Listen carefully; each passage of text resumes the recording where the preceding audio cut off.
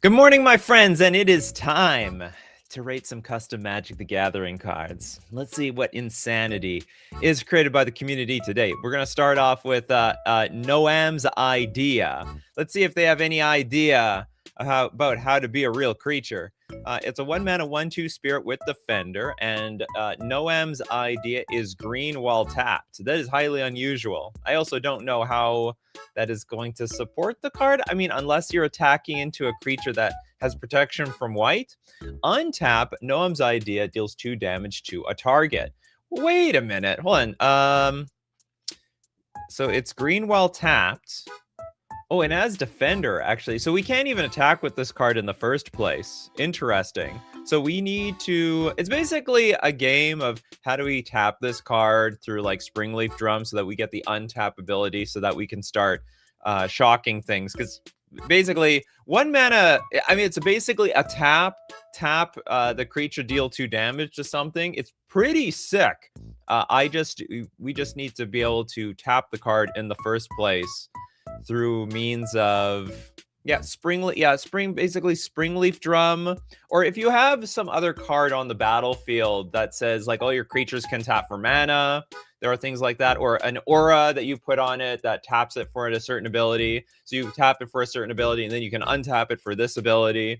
And what can I say? I mean, dealing 2 damage by itself, like at face value, this would be insane. But you do have to work to get this online. There needs to be a second card on the battlefield to actually make this work. Colorless green ideas indeed. Is this colorless? Oh, you know what? This is actually colorless. I looked at this more of like a white card, but yeah, I guess this is just it's a blank slate. It's not white. It's nothing. It's devoid of any color. In fact, white in Magic the Gathering isn't really white. It's more of a cream, if anything. We should all know that. Do we have a bingo? We absolutely have bingos for anybody who partakes in those bingos. Well, I know all of you guys like to partake in the bingo. So take a screenshot of this, and remember, for each bingo that we get, max up to 5, we will donate a freebie to the community. And the community loves the freebies. Remember to take your MTG cream. That's right. Who likes cream in Magic the Gathering? Those mono white players. So you know what? I actually think this is fine. By default, this card does nothing. It's just a 1-mana 1/2 that does dick all. You actually have to enable this somehow. And then even if there is a Springleaf Drum on the battlefield, if you blow up the Springleaf Drum, or even if you have more of those 1-drops, they're more vulnerable to like Blast Zone, Engineered Explosives, Pest Control, stuff like that. I think this is a cool design. I think it's a very, very cool design. It's upgraded, and so it's not even OP. I mean, it would be OP if you could just tap it, deal 2 damage to any target, but because you have to work at it a little bit, and it still has summoning sickness, if I understand correctly. You can't just untap it for nothing. You have to work on it. I actually really like this card. Very, very cool card. So next up, we have a bunch of super chats. We're going to start off with the main Mon Yellow. I'm just going to listen to this while working. And also, you have a card called Fion. Let's take a look at your card, Fion. And if you want to be part of the show, join my Discord. All instructions in the description. Post your card with a name attached to it, just as the main Mon has. Fion, so I can look it up on my Discord, donate, and you can be part of the show. I have to say, this is a beautiful looking card. I mean, the art is just gorgeous. What is this from? Is it a Pokemon? It's a blue 1/1 Sea Fairy. Whenever you gain 4 or more life, create a token that's a copy of this creature. Oh my god! Oh no, but it doesn't make... Okay, sorry, it's not gaining life itself. Okay, you have to gain the life, and then you get copies. It's a measly 1/1, though. A deck can have any number of cards named Fion. We're gonna need a pest control, because this pest might be getting out of control. Oh, it's a Gen 4 Pokemon? What a world to live in these days. The newer Pokemon, they're in some ways they're better, in some ways they're really nonsensical. When I was playing Pokemon Sword and Shield, I was up against like I think I was up against a cup of tea or something like that. Like, how can a cup of tea be a Pokemon? That's just a little bit too you know, a little bit too strange and crazy. Time to check out the Thrumming Stone. Oh, would this Thrumming Stone break this card? So whenever you gain 4 more life, create a token that's a copy of this creature. This card has to be fair. I don't really see how this card can be broken in any capacity. Okay, I'm not entirely sure, but okay, my only nitpick is like fairy probably should be worded F-A-I-R-I-E, because that's the word for fairy in Magic the Gathering. Unless this is just like a completely different type of fairy. Like there's a difference between soldier and warrior or knight, even though they're all basically fighters. I don't know what a big difference that should make. Other TCG adaptation. Okay, I think that's a very loose interpretation, but I think you're right. All right, we do have other TC. There's technically a Pokemon TCG. There is technically probably a Fione. Oh, is this how this card works? Actually, in the other game? Sea fairies are actual animals. Okay, you got me. I mean, I can't disprove that or anything like that. Okay, well, because it's a custom card, you can only hit 1 bingo slot per card. Otherwise, people game the system.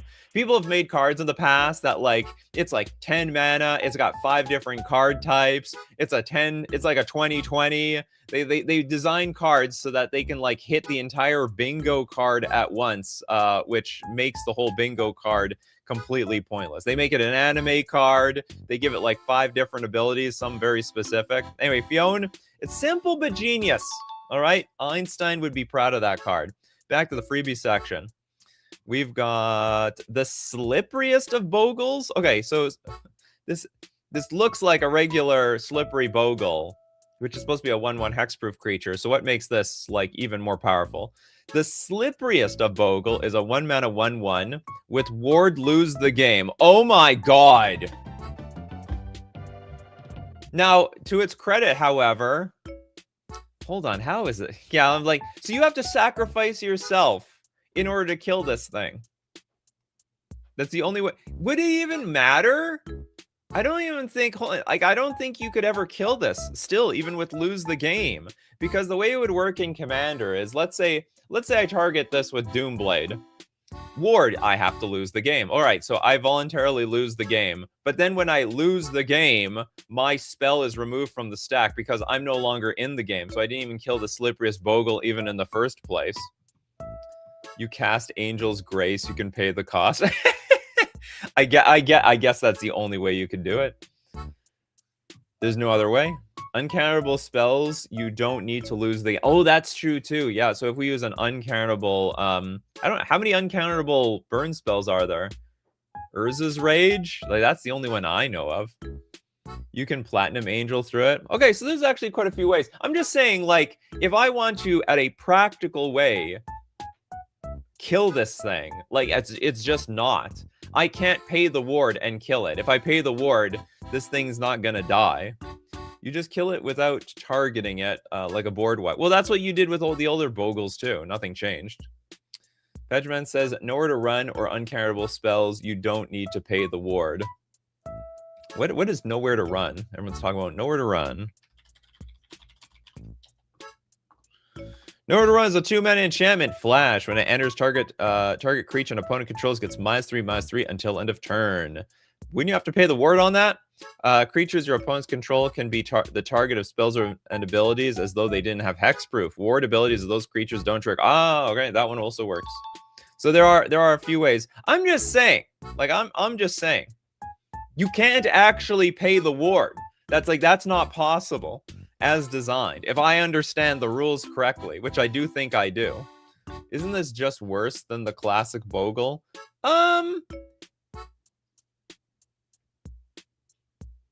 Yes. Yeah, I actually think it is. I think it's actually a little bit more targetable. Like an actual Slippery Bogle that has hexproof, you can't target it, period. Whereas with the Slipperiest Bogle, you can play like Angel's Grace and kill it with Fatal Push or something like that. Or uncounterable burn spells or removal and stuff like that. All right, Slipperiest Bogle is technically worse than the actual Bogle. It's actually strict downgrade, funny enough. Next up, we've got with the super chats, we got Gillum with Estrus Mind Flayer Scholar. The Mind Flayer.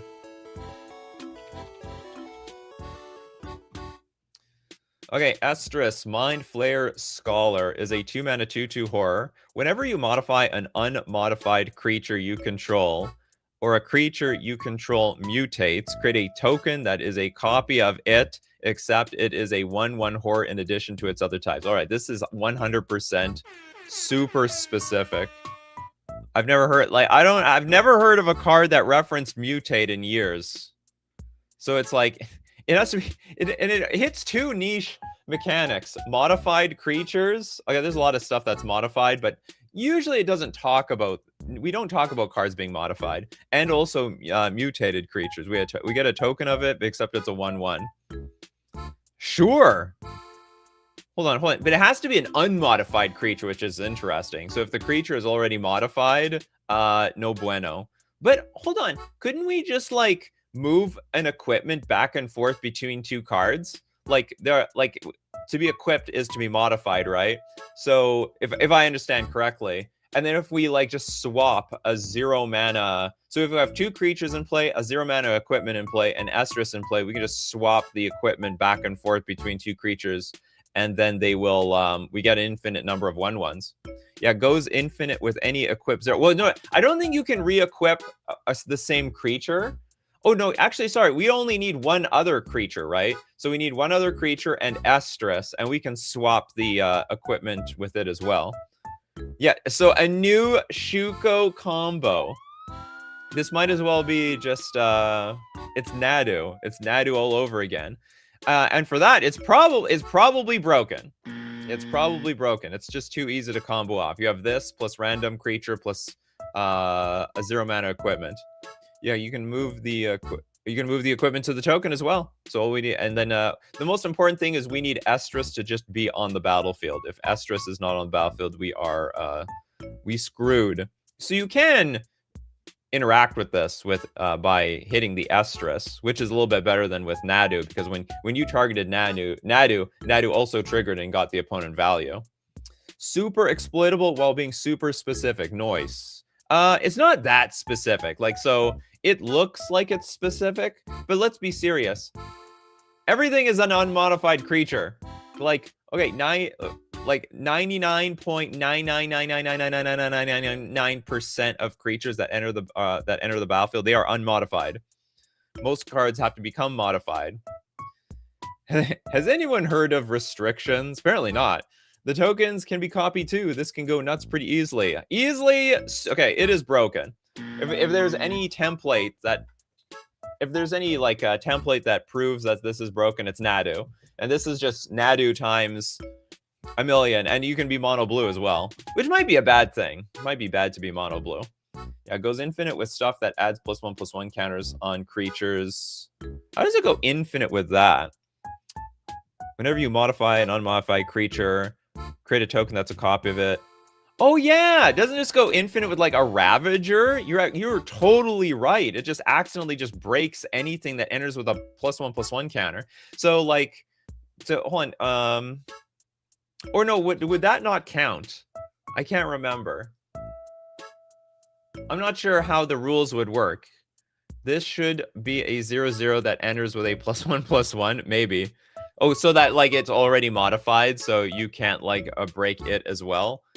That's an interesting way to do it, because the modified is counters equipped in chat. No, so I'm curious. If an Arcbound Ravager enters the battlefield with a +1/+1 counter, was it an unmodified creature that became modified, or did it come into the battlefield modified already? Because if that would be that would trigger it, like it enters the battlefield with a +1/+1 counter and it triggers Estrus, then you get another Arcbound Ravager, which gives you another Arcbound Ravager, which gives you another Arcbound Ravager. It needs a tap this or mana cost, then you can't do it again as long as it stays tapped. It probably should say this ability triggers only once a turn, or some nonsense. It comes in modified. Okay, so it won't be that crazy. If it enters with, it doesn't get modified. Okay, but it's still very easy to exploit. This is easily a broken card. So it probably will be fine if you just say, this ability only triggers once a turn. Probably. Toilet Duck, discussing the rules. We love discussing the rules, don't we? And also this danger. It danger. Where's discussing the rules? Discussing the rules. And it's our honorable danger. We don't see many danger cards on Custom Magic the Gathering cards these days anymore.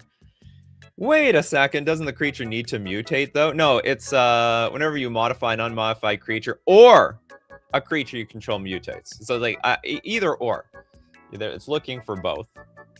But I tell you what you all should be looking for. A reason to buy things from FusionGamingOnline.com. Today's sponsor and my favorite sponsor. Deal of the week this week, 15% off all Ultimate Guard accessories. Whether you're looking for deck boxes, binders, or sleeves, Fusion Gaming got you covered. Also, Secrets of Strixhaven. The spoiler is out. Like I'm talking about the trailer. And the spoilers are coming out. And if there's any cards that you need for your next standard, commander, or modern deck, look no further than FusionGamingOnline.com. I'll tell you why. Because when you shop here, you can get 5% off your order. Everything that you buy. And it also helps support the channel, which also supports me. Because I own the channel. Thank you very much for everyone that supports the channel. Buying at FusionGamingOnline.com. Okay, let's take a look at another freebie. We got Uma, Curious Pup. And very cute. So I thought that's the cats that are supposed to be curious. We have a 1-mana 1/1 dog, haste. Whenever Uma attacks, she explores. That doesn't feel like a very red ability. But it's super shouldn't this be a green card? Everything is fair, I think. It's first off, I like oh, but it has haste. That's the deal. So maybe it should be red. Maybe it should be a Gruul card. This card is really strong, by the way. It's basically 1 mana draw a card.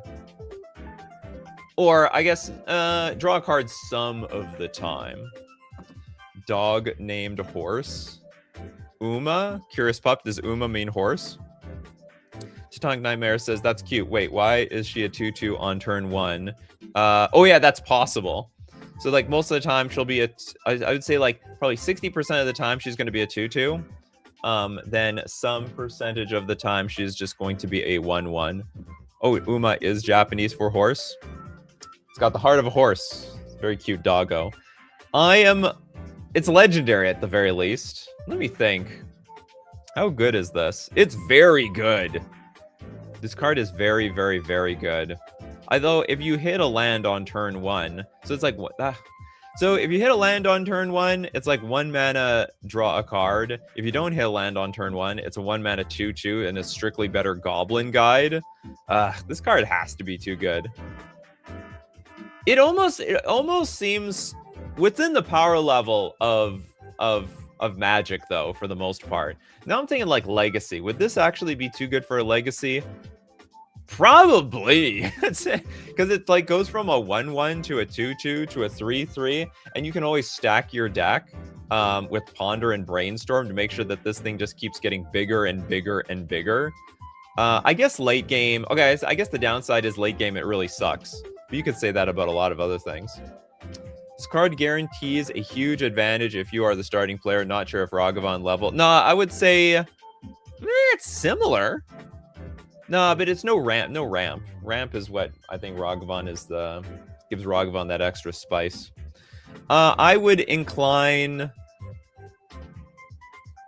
I would incline to say this is a little OP, but it's not that OP. You know, it's on the line. This honestly looks like something that they would print in Modern Horizons 4, because like these Modern Horizons sets, they're pushing the envelope. They're making more and more cards. Like, how could they print this thing? And now it's just like a normal power level for the game. So, I mean, I'm looking at this the same way I looked at Ragavan the first time. And Ragavan, well, it ended up getting banned in quite a few formats. It got banned in Legacy, but it ended up being fair in Modern. Maybe this would also be fair in Modern, just because there's just so much removal in that format. Nikachu ignoring Vengevine. What about Vengevine? Vengevine doesn't come into play on turn 1. Where did Vengevine come into this situation? conversation has nothing to do with Vengevine. Vengevine and Questing Beast have haste. Yeah, that's fine. Oh, I'm just... Okay, oh, I see. You're talking about, like, I said it should be a green card. It should because the haste. It's just that more red cards have haste at a low mana cost, like Raging Goblin, Goblin Guide, Monastery, Swift Spear. So at a low mana cost, a lot of hasters. At a higher mana cost, yes, green is a lot of haste. Green has haste at a higher mana cost, not at a low mana cost.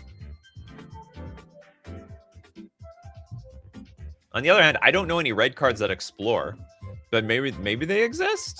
I'm just not paying attention to them or something. Groundbreaker 2. Vengevine takes a while to set up before you can benefit much. No, they're just talking about the haste thing, the green haste. Green doesn't have haste. I think maybe... Is there one card maybe that has haste? I think there's a 2 mana green haster. Yeah, all really bad limited cards. Okay, Uma Curious Pop. I'm just gonna be like sort of even on this one. I'm suspicious of you, Uma. You could be broken. Okay, Dadam draws 300,625 simians. Is this the opposite of 100 men versus 1 gorilla? 300,625 simians. A lot of simian spirit guides. Are we gonna get that much mana? Okay, it's a lot of mana. It's quadruple red, quadruple green for a 2028 monkey. It's got trample and menace. When 300,625 simians enter, destroy all non-land, non-creature permanents each opponent controls. Each opponent loses 2 life for each permanent they control, destroyed this way. Then put 2 +1/+1 counters on each other green creature and red creature you control. This is broken. I mean, it's just straight up broken. Oops, hold on, sorry. Doesn't this just win the game for the most part? Like, if everyone's losing their non-creature permanents, I would assume that there is a pretty good chance that you just send somebody to their death. Bingo, 10 out of 10. Yes, we have a 10/10 or greater. Very, very big card. Big, chunky creature. 10/10 or greater. Very, very 10/10.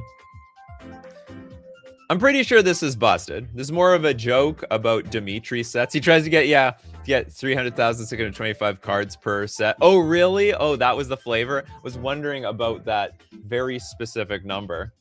I wonder where Dimitri is on his goal of making that set. In what reality would over 300,000 apes only have a combined power of only 20? Well, we might be only facing the ape at the front. There's a bunch of apes in the back that, you know, we're dead already. Think of it that way. We're dead before the other apes can get to us. I mean, the board state could be in need of a creature board wipe, and this doesn't help with that. Oh, is it all non-creatures? Oh, it is actually. Destroy all non-land, non-creature permanents. Okay, I can't read very well. Oh no, we already got the bingo card. We already hit the bingo. I can't get two bingos in one shot. This Rose Kitty Uwu says this is the green text orc meme. Loses to Winota. Oh, here's the flavor text. And who exactly counted all of them? Dimitri. Yeah, every single one. Gonna count all those monkeys. All 300,625. Okay, since it doesn't affect the creatures, I actually am inclined to say that it works. This is actually a little bit more legal than I thought it was. I thought it was like all the non-land permanents, and in that case, well, probably everyone's gonna die after that. There is a spot. I mean, like, there is a situation where someone could die. But I think if let's say you have 1,000,000 treasures on the battlefield, you can just sack all the treasures. So it's just going to put a lot of pain on anyone that's abusing artifacts or enchantments. You need that Star of Extinction for this one. Good luck paying for it without any lands. True story. Okay. Interesting card. Actually, maybe more doable than I thought. Although 20, there's only actually one nitpick that I have. 2020 for 8 mana is probably too cheap. This is in the realm of 10, 12 mana, probably. with that sort of ability, or it's got to be like a 10-10. Like, this is Eldrazi level power, right? Them Eldrazi's ain't like 8 mana. They're like 10 and 15 mana. They don't get cheap or anything around there in Eldrazi world. Okay, back to the freebie section. Yeah, forget 15 squirrels. You can kill Emrakul with 15 fish tokens. Oh my god, if you give them flying. Okay, next up, we have, speaking of Eldrazi, speaking of Eldrazi for 1 mana, it that attended college for no reason. It's a 1 mana 1/1 Eldrazi. At the beginning of your upkeep, put a study counter on this creature. When this creature has 4 or more study counters on it, it loses this ability. So it's just a pointless card. This card doesn't do anything. It doesn't do anything. No, it does nothing. That's exactly what it does. I guess the joke is some people go to college to learn something they can't even apply. Yeah, a big flavor win. It learned how to study for the sake of studying. Look, sometimes you get a little bit more, you know, I have to say, people who go to college for no reason, they at least make some sort of connections. Like you're going to learn and connect with some other people that might be like-minded like you. It's not completely worthless. And sometimes it's fun to go to college. It goes to college for 4 years and does nothing. It's got the degree. Where's the degree? Where's your degree, Eldrazi? Somehow I don't... The weirdest thing about the whole card is I don't know why an Eldrazi is going to school. It's just the most bizarre thing of all time. 5 words in the name. It that attended college for no reason. That is like one of the... That's probably the longest name ever on the show. Okay, hold on. We have 5+ words in name. And it's a wonderful card. Seems like an AI card. Not really. This has too much intention in it. Way too much intention. Maybe synergy with the future Strixhaven. Oh, actually, that could be true. Study counters could be the next gold. You never know. You know, maybe you're gonna... Maybe the creature gets +5. +5/+5 for each study counter on it, you know? Got to put that degree to work. Oh, hold on. Yeah, can you transfer the study counters to Pursuit of Knowledge somehow? Oh, yeah, absolutely. There are cards out there that will let you move counters from one card to another. So, yeah, so it's not going to be completely useless. We just don't know where its job is. Thank you for attending Strixhaven. Here's your diploma. Now, the food cart down the road is looking for employees. Absolutely. Can you explain what prepare does? So there is going to be some circumstances for prepare because there are new cards that are prepared. And if the card is prepared, then you can use the other, then you can cast the other card on the card because it'll come with like an ancestral recall, for example. And then once you use the card, then it is unprepared and you have to re-prepare it again. So it becomes prepared, you use the card, now it's unprepared, and you have to meet the circumstance to play the extra card on the card. For anyone that wants to know how prepared works. At least that's how I understand it. Because I had to understand that ancestral recall card, because that was it was broken. So, but it's less broken when you understand that it needs to be prepared first, and then unprepared. And then it gets unprepared. Gillum with the super chat. We got Shaz Sam, the cruel boss. Intended to be a rare. I just forgot the cent symbol. That's okay. We're looking up. Shaz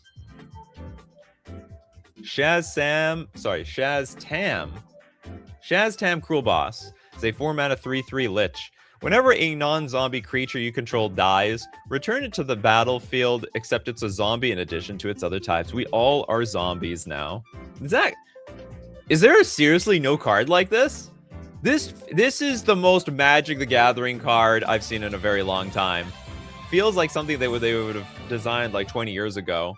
Maybe not 20 years ago because of I don't know, maybe they didn't mess around with this type of thing. So okay, so it is a little bit broken in the sense that it gives everything undying or persist, but so long as it's on the battlefield. But it's still pretty cool because it also says whenever a non-zombie creature dies. So if the zombie dies, then it's just dead. It's just gone. So it's not super abused. Bingo, it's a lord. I don't know if this is a lord. Do we even have a bingo spot for a lord? New creature type. Oh, creature lord. I don't consider this a lord. This doesn't feel very lord-like. It's not like it says give all zombies some effect or ability. It's like Ratadrabic of Urborg. Yeah, sure. This is like a cheaper Machias.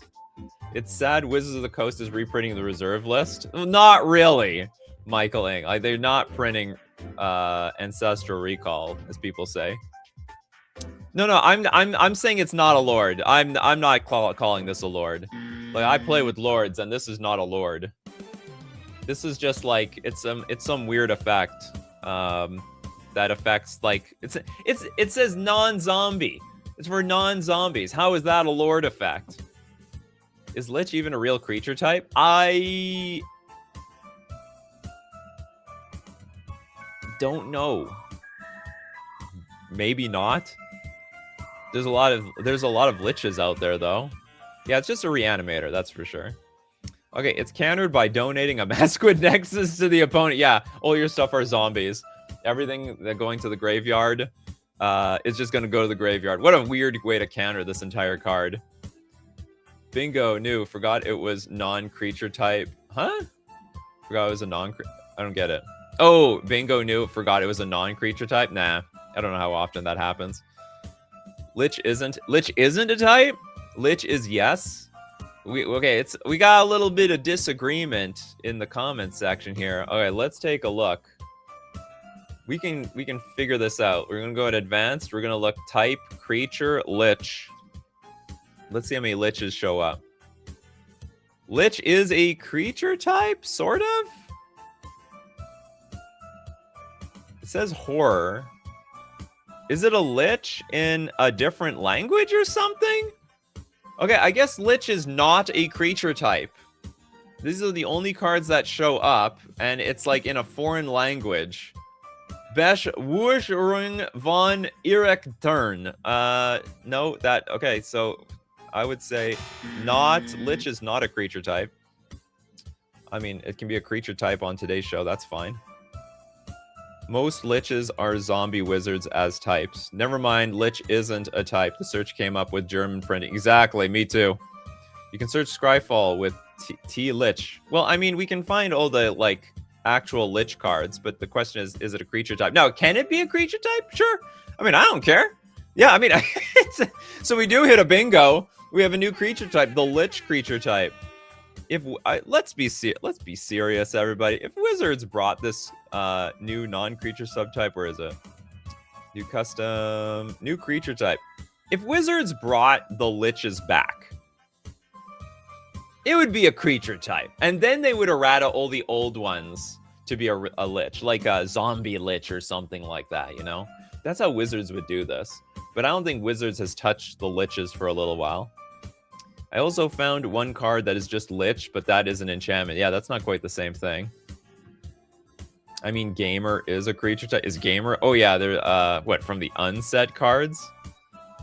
My take, Werewolf should be switched to Thank You, TY. Okay, they have Liches in D&D sets, but they're just zombies. I see. I mean, I don't have... Look, we have human soldiers, human warriors, human archers. I have no problem with there being different subtypes of zombies. But maybe it's too sub for Wizards. Okay, anyway, the Shaz Tam Cruel Boss. It's cruel, but it's neat. And it works for me. And you know what? It should also work for all of you? Mana Traders, the premier place to rent Magic cards on Magic Online. In fact, I'm actually playing a lot of pre-modern right now. I want to get my brain in a different format so I can... when you play more formats, you open your horizons for different possibilities, different ideas, and it makes you think differently about other formats. And you can stretch your horizons playing as many formats as you can with Mana Traders. Play Standard, Pioneer, Legacy, Modern, Commander, and more. Rent all those cards using coupon code Nikachu_BH2 for 40% cash back on your third month subscription. And let's get back to our show. Okay, one more freebie from the super freebie section. With legitimate business person. The legitimate business person, the aura, now an actual creature. A 4-mana 2/2 human citizen. Protection from shared names. Whenever legitimate business person enters or attacks, add any card's name to this one. I have no commentary. It's a silver border card. Not entertaining it. If I'm not getting paid for it. Bingo uncard. Oh my god. Wow, we're just on fire here. Some days we can't get anything. Like, literally nothing. And in a mere, like, 30 minutes, we've covered half this bingo card. The freebie section going to be eaten well tonight. Wow, we hit a bingo. Yeah, the uncard is supposed to be hard to hit, too. Very, very hard to hit. Yeah, references witness protection, a card I actually play myself. I like that card. There's not a lot of blue removal. I gotta take what I can get around here. Next, okay, we are now moving on to the bigger super chats. We got a lot of big ones. We're gonna start off with Elixir. Thank you very much for your super chat, Elixir. With CAD 444, and I see CAD, I think of the Canadian dollar. I constantly have to calculate the Canadian dollar to the US dollar. USD to CAD. Are we doing good today or are we doing bad? 2 cards with removal as theme for today. Have a good day, Nikachu and crew. Thank you so much, Elixir. Okay, we're going to take a look at Spark Defect. It's a 2-mana aura. Yeah, 2-mana aura.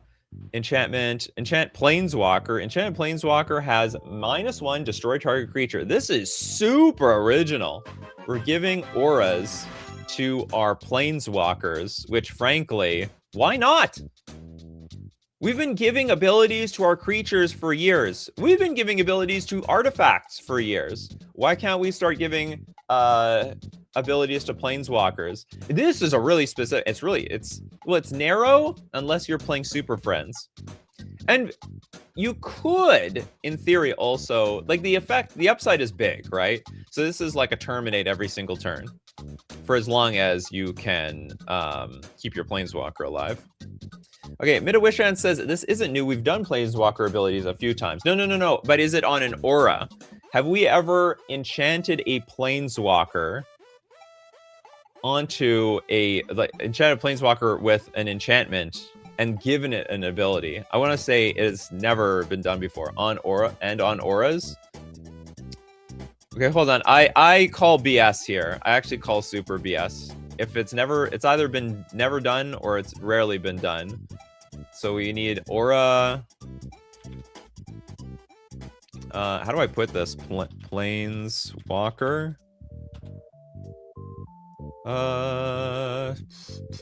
This is enchant player. Oh, this is we do have one actually. Okay, Elspeth's talent is an enchant Planeswalker. Okay, I'm proven totally wrong. My head is in not in Commander apparently. This is an enchant Planeswalker with +1. Create 3 1/1 white soldier creature tokens. How common is this? Okay, this can enchant a Planeswalker, but does not give an ability. This can enchant a Planeswalker, but it's a bad thing. Enchant creature, split second. Enchant creature, Planeswalker, clue. Okay, well, I only see one that gives abilities. No, this one does as well. Rowan's talent. Enchanted Planeswalker has +1. Up to 1 target creature gets +1, +2, +0. Okay, so I'm going to have to change. I'm proven completely wrong. Thank you very much for informing me. I have never seen or heard of these jank cards before in the history of my life. So that means it's open for design space. This is a development of an idea. If you use quotes in Scryfall text, it has to have the exact string. So enchant Planeswalker. Oh yeah. Well, no, but the problem is there's a lot of cards that are enchant creature or Planeswalker. Bingo. Nikachu misinterprets cards. Maybe no, didn't misinterpret that card. Misevaluated. That's for sure. So there's quite a few enchant Planeswalkers. So this is just a normal card, I guess. I thought it was something super extra special. We have to admit, there's not that many auras that enchant Planeswalkers, though. There's not that many. The page didn't bring up a billion of them. Or I should say, there's not that many auras that grant a ability to a Planeswalker, like a loyalty ability. Yeah, looking it up, there's exactly one for each color. Well, I guess we now need one for each guild. What is it? Is it these guilds? I think it's called guilds. Can't remember what it is. All right, anyway, spark defect, easy pass.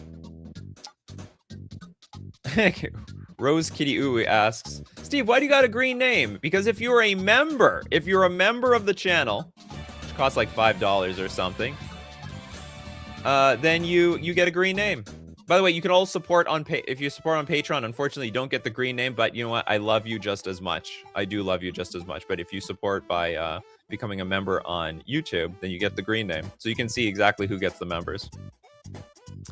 Okay, next, the second card, we have Crowd Collapse. This is a 5-mana sorcery. You may cast this spell as though it had flash if a player controls 10 or more creatures. Oh, good God. Destroy all creatures? That's nasty. So it should be, you know what? This card should be called Crowd Control, unless that's already taken. That might already be taken as a card or as a name in Magic the Gathering.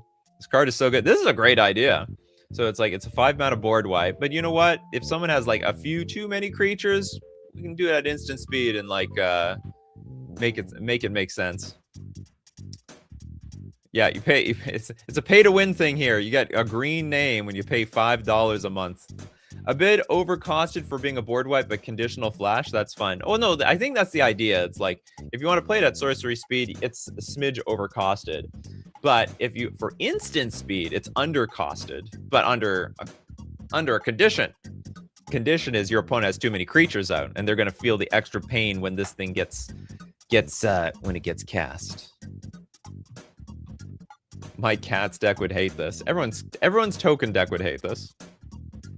Super token. Yeah, the token player looking at this being played at instant speed, making themselves feel sick. You get a green name that doesn't show up on the video overlay. What does that mean? Okay, Crowd Collapse. Great card. Very, very good card. A lot of people will play it. Slam Dunk, instant include for any deck that plays white. Next up, we've got Rose Kitty Ooh Woo with Oft Forgotten Blade and Shock and Awe. My first one is mine, a riff on GT. Second is Mike's. Who's Mike? Or which Mike? Okay, let's look up Oft Forgotten Blade. What is this? The art is still still a work in progress. The art looks great. Okay, we've got a 3-mana. If anything, you could call this art one of those like alternate arts. They did a lot of art sketches, or they did a lot of art that looked like the sketch of the final piece. That's what this could be. So this is a 3-mana equipment. Whenever equipped creature deals combat damage, put 3 charge counters on Off Forgotten Sword. Equipped creature gets +1/+1 for each counter on Off Forgotten Sword. Remove a charge counter from Off Forgotten Sword. Tap target creature. Remove 2 charge counters from Off Forgotten Sword. Equipped creature gains haste, trample, or vigilance until end of turn. You can also equip for 3. It has a lot of GT vibes to it. I will have to say this is a very wordy card. You've maxed out almost every corner of space here. Where is wordy card? Be a lot of words. Fortunately, it all makes sense though. They're all like somewhat. It flows. It's like, okay, step 1, you equip. Step 2, you attack. You deal damage. You get the counters. Now that you got the counters, you got the abilities. So it's actually pretty easy to read. They did that for Modern Horizons 2, I believe. You mean those special sketch cards? Yeah, I like the sketch frames are really cool. I like the Urza Saga one.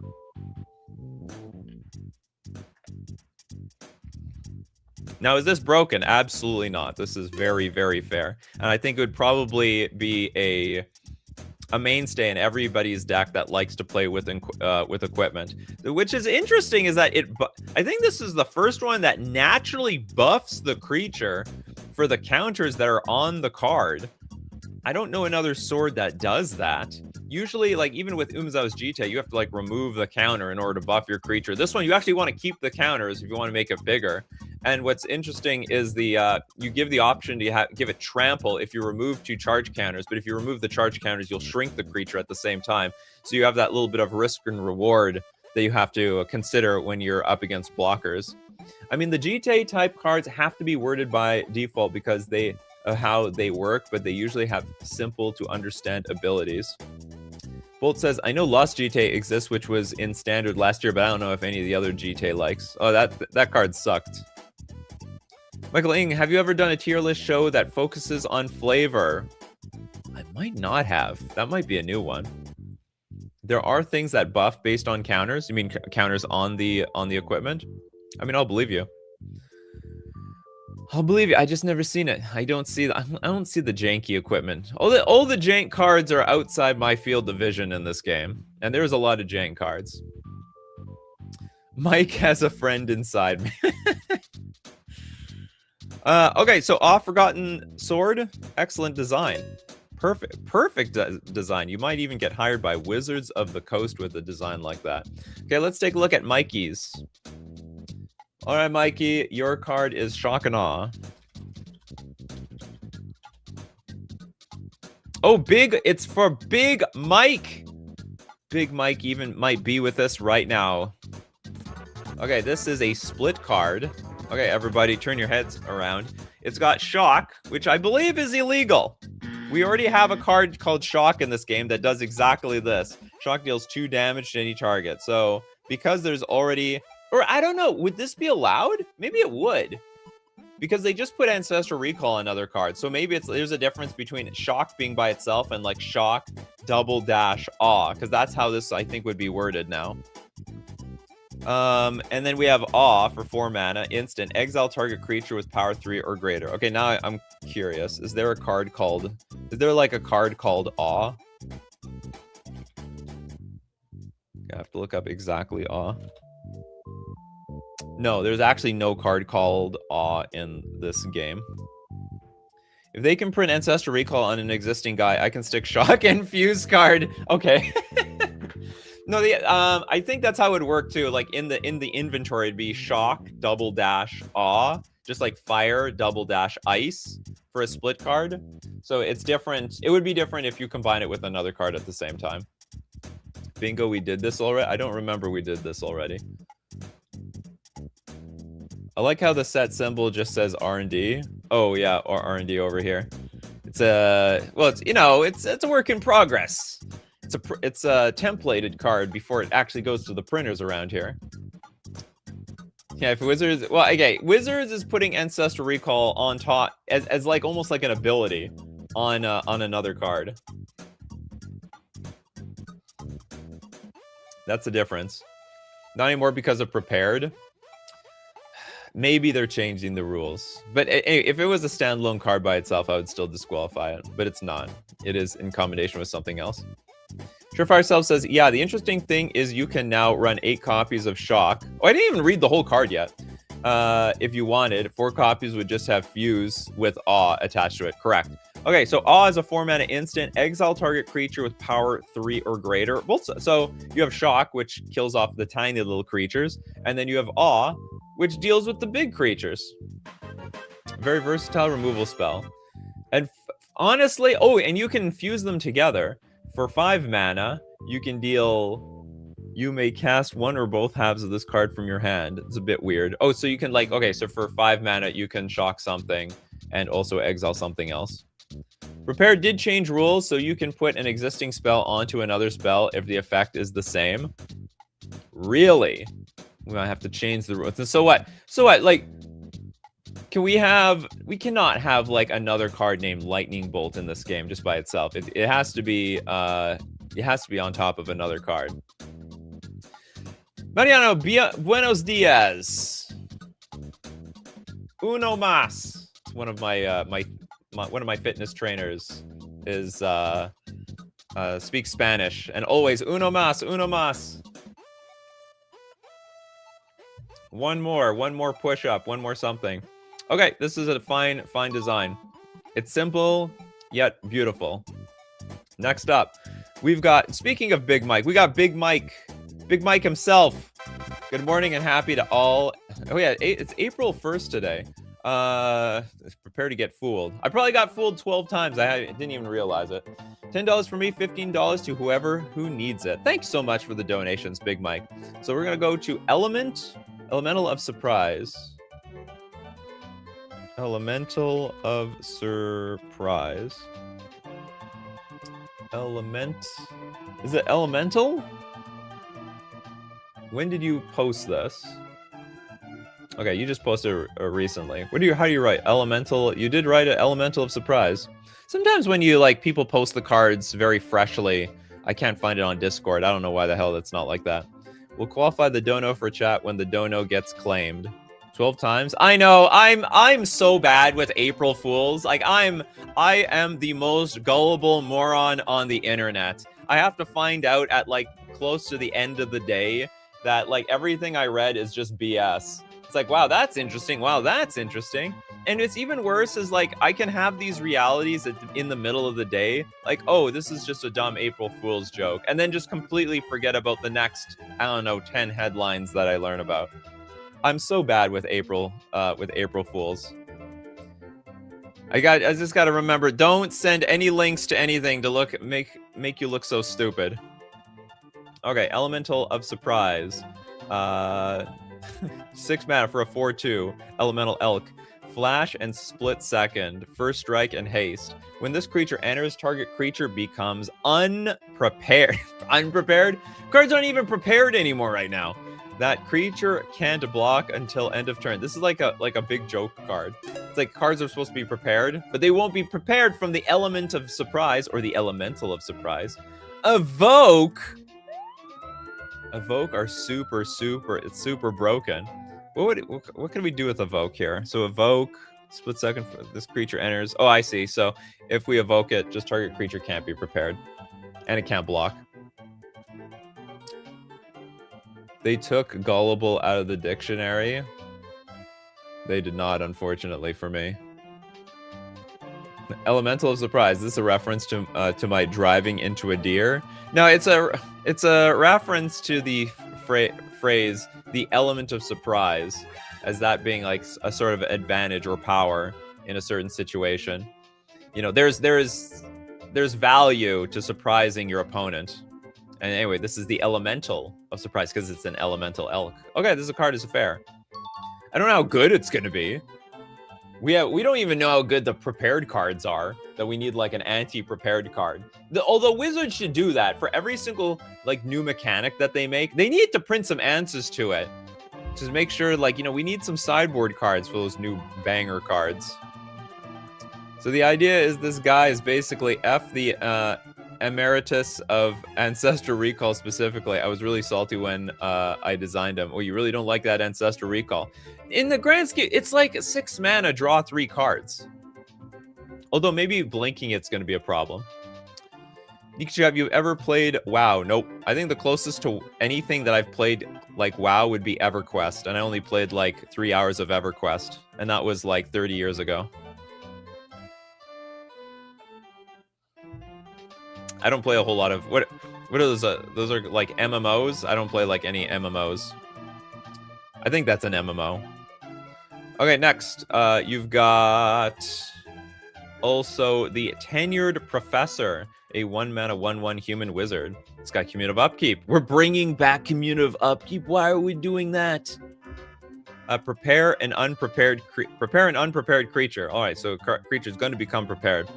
When this creature dies, create a 1/1 white and black spirit creature token with flying for each age counter on it. Oh, so we're like just speeding up the preparedness of another card with this card.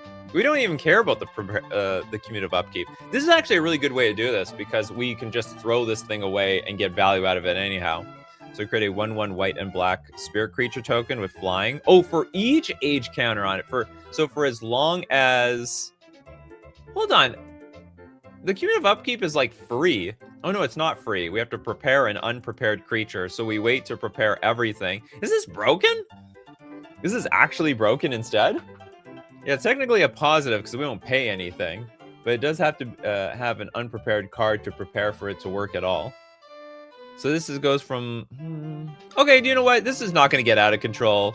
On like turn 1, it does nothing. Turn 2, it goes to 1, then 2, then 3. And you also have to have enough creatures in play for that thing to work.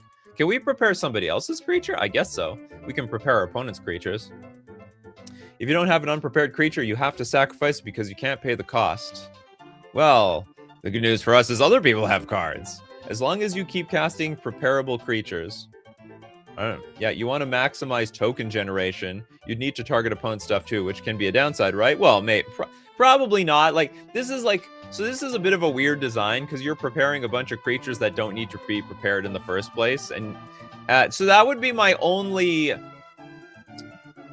That would be my only design flaw to this card, is that everyone needs to keep track of cards that are prepared for no reason. Because that's a bit weird. Wizards doesn't do stuff like that. Like, you know, arbitrarily, like, keeping track of who's been prepared for... especially when the card doesn't need to be prepared. Yeah, you can prepare your opponent's cards too. Busted with Ancestral Recall Prof. Yeah. Gotta get it out though. Only creatures that have a prepare spell attached to them can be prepared. It's only a status that can be attached to creatures that support. Oh, really? So you're sort of making it look like we can just put it on anything. I don't know if creatures have to have a spell to prepare. Okay, if that's the case, then this card is like ultra narrow. And I would say it's really hard to use. Maybe borderline impossible to use. So you can't use tokens. Does prepared stick over different turns? Yes, actually. Like exhaust. Which is a bit dumb. They should stop doing that. We need to stop using these abilities that transverse extra turns. Introducing new mechanics. Every set is getting lame. Well, they've been doing that since the beginning of time. I will admit, they should slow it down. We should just stick to some staples. We need to bring back flying. Flying and regenerate. And so on. All right, doable card. Next up, who do we got? We got Kano here. We got Obsolescence and Illidan Storm Rage, still using the old adventure frame, but Illidan uses the prepared spell mechanic. Let's take a look at your cards, Kano. Obsolescence. And okay, you got your two cards over here. Cool. Okay, 6 mana for a sorcery. All creatures and all historic permanents phase out. Really? But it is sorcery speed. For the rest of the game, non-commander permanents can't phase in.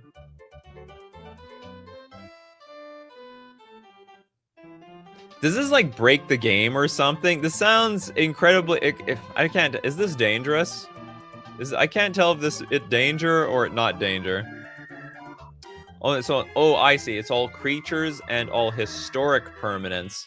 So it's planeswalkers, artifacts, but also the creatures. For the rest of the game, non-commander perms can't phase in. So it's just a board wipe, and we're just bringing back. So everything that stays are enchantments, lands, and the commanders come back. Yeah, it's a very weirdly worded board wipe. Except like they're gone. Like, and this is gone, by the way.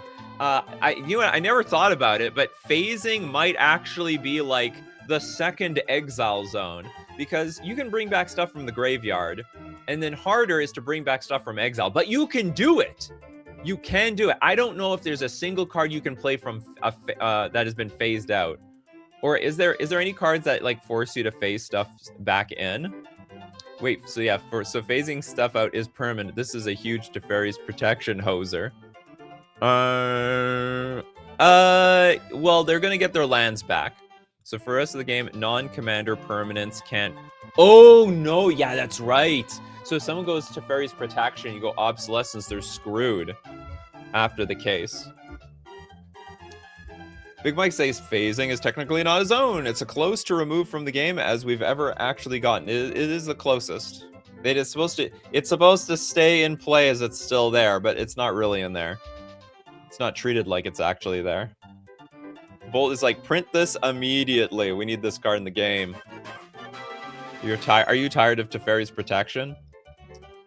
As a blue connoisseur, I really don't give a rat's butt about Teferi's protection. I just counter it if I need to. Everyone hates a counterspell player until they need one. Note that phasing will phase all attached stuff too. Yeah, that's true. So like auras that are attached to the creature. Mikasynth Lattice breaks every card like this. That's right. So you're gonna phase out all your artifacts because everything's an artifact now. Okay, this is a very cool card. I like it. Very, very cool design. Going to the freaking forever gone zone. Okay, hold on. So Kano mentioned that I think this is a prepared card. So this is a prepared card. Now, the prepared card's supposed to be on the right side, not the left side. They should just say it like prepare at the top or some nonsense like that. Or prepared sorcery. That's how they should have worded it. Okay, 6 mana for a 6/6 elf demon hunter. Haste flying. When Elidian enters or attacks, you may sacrifice a creature. If you do, he has become prepared. Creatures you don't control can't become prepared. Oh, it's the anti-prepared card. So everyone apparently is just hating on prepared cards right here. We got Big Mike, we got Kano. Everyone's like, no. Those prepared cards are not gonna last completely unimpeded. They have to be. There needs to be checks and balances for them. I'd assume the card editors don't have their prepared layout yet. Probably not. I mean, it's good enough. We understand. Demonic Tutor. Sorcery. Search your library for a card. Put that card into your hand, then shuffle. So effectively, for 8 mana, you got a demon. You also got prepared. So what is it? Whenever it enters or attacks, you may sack a creature. This might be broken in itself. You get a demonic tutor every single turn when you sack a creature. Is that fair? That seems nuts to me. But it looks like a big, chunky, clunky commander card. In the game, Elidian main phrase is, you are not prepared, so maybe a bingo for flavor. Okay, that's good for me. Wow, that seems like a very deep reference. I would have got that. You are not prepared. Yeah, no room for flavor text. So this demon is the tutor. Yeah, the actual... This is actual demonic tutor, right here. Flesh incarnate. Yeah, we got that, Pedge, man. Thanks. The concerning part... Yeah, the Surefire Selves says, the concerning part is that it has haste. Oh, so it can be played immediately. So you can double cast Demonic Tutor if you have the mana on the same turn to play this. Well, you need a lot of things. So you need the mana. It does need to attack, so it can die. You need to sack a creature. And you need the mana. So you need 10 mana, sack 2 creatures. This is probably okay. I think this still looks scary to me. I mean, whatever. I'm gonna let it pass, but this is a very, very scary looking design to me. Demonic Tutor every single turn. Every turn.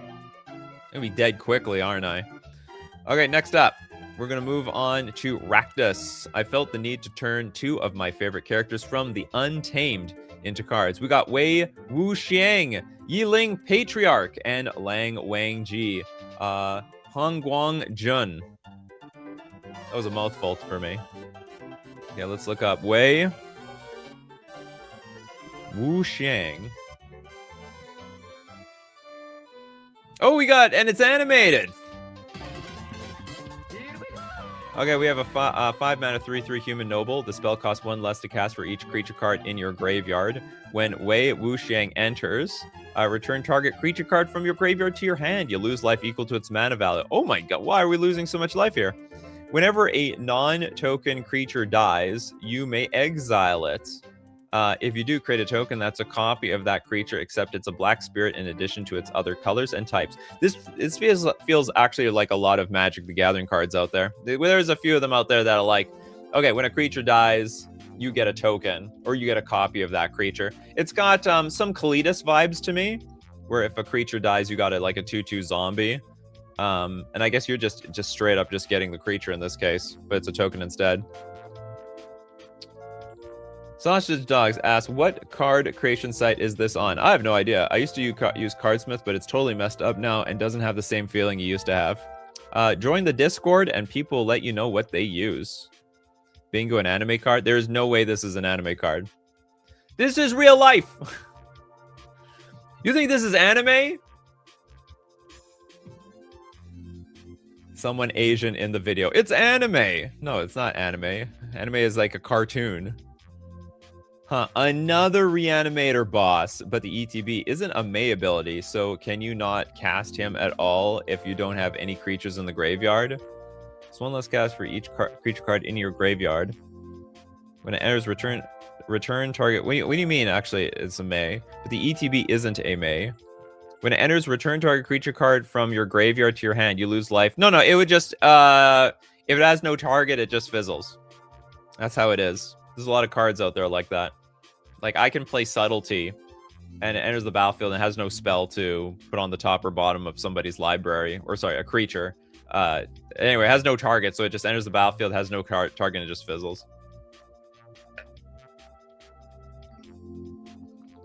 Okay, I would say this card is good. This is good by me. Good design. Now, the next card is Lang Wang Yi. We have Lan. What movie is this from, by the way? Hold on. Hold on. Wang Ji. There we go. I assume this is also another video. We got a beautiful video over here.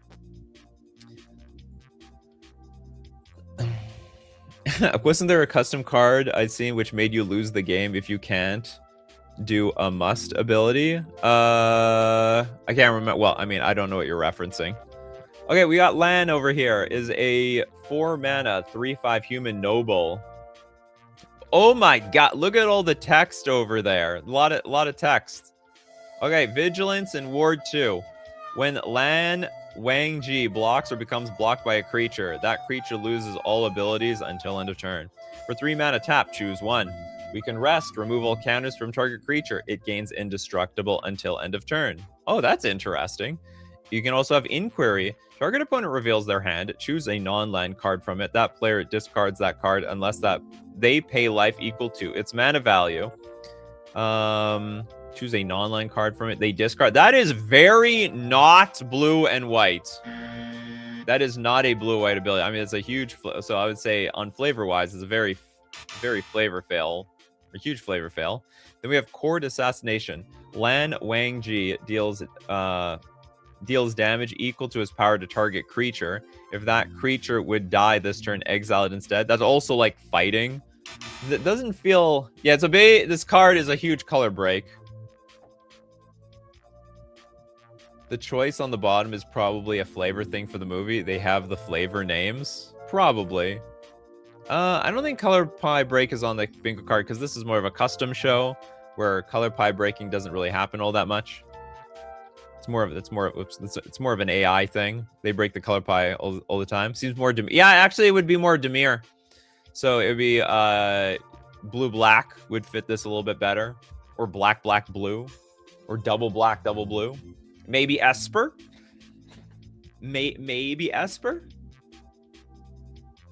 I mean, Elspeth's Smite exists. The third one could fit in white without much issue.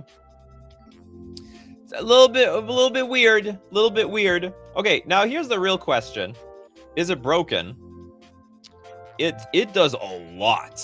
Like you have a handful of cards here. You literally printed. Like, this card would be enough with just this top stuff, and then on top of that, we can attack, and then we can activate one of these abilities. So the removing counter thing is very interesting, in that it's defensive. Then you have target opponent reveals their hand, choose a non-land card from it. That player discards that card. You know what I'm going to say? I'm actually going to disqualify it for this ability, and I'll tell you why. There's not many cards that can screw with somebody at their draw step, but this one can. This is like one of very few cards that can screw with somebody's draw step. Almost all cards force almost all cards in Magic let somebody draw their card for the turn and then give them an opportunity to play it. This is like one of the very few cards that would steal somebody's card from their hand before they get to their main phase. So you would have to at least say on here, like, activate this ability only as a sorcery. At the very least, I don't want to say like this is overpowered or OP or anything, but it's pretty strong, and this ability is definitely a little unfair for the game. There's like no cards that would do that. I don't want to say there's no cards. There is either no cards or very, very few cards that has instant speed discard. So I would say it needs a little bit of work. Just a little bit of work. I would also just lean on removing one of these abilities or increasing the cost to this choose one, because it's just so versatile. Super, super versatile. I mean, in essence, for 3 mana, this thing can get indestructible over and over and over and over and over again. Okay, next up, we've got for Passive Life with the swap. We're swapping it up and Imminent Doom.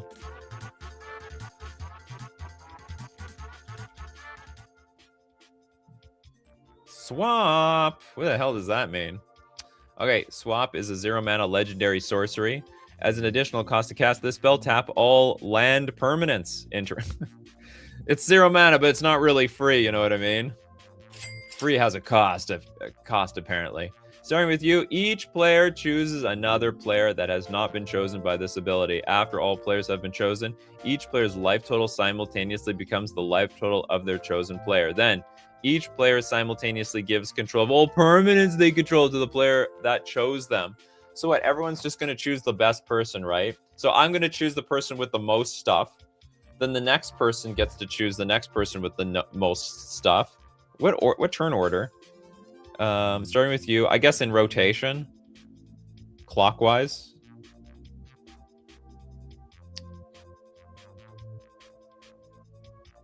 Corbinick says, as worded, doesn't this tap your opponent's lands as part of the cost? That's not good design. As additional cost to cast this spell, tap all land permanents. Oh, okay, yeah. Maybe I should say tap all land permanents you control. Maybe. Because, like, yeah, I guess actually as designed, yeah, it would it would accidentally tap all... Or maybe that's how it's supposed to be, because we're all going to swap our stuff. Maybe that's how it's supposed to be, Corbinick.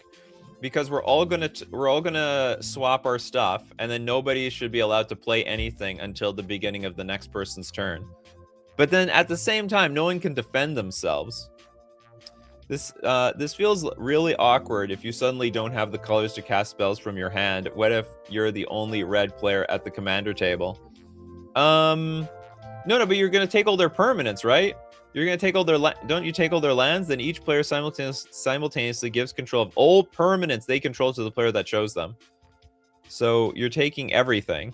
You take their life total. Oh, I see. Well, you can still draw cards off the top of your deck, right? You're not swapping decks around here. So yeah, if you were donated a bunch of mountains and you're a Simic player, man, it's going to be a little awkward for a little while. A little awkward. Teutonic Nightmare, additional cost meaning you literally can't respond to the spell. It's the hardest uncounterable spell. Then shouldn't you tap all lands as this spell resolves? Maybe. Okay.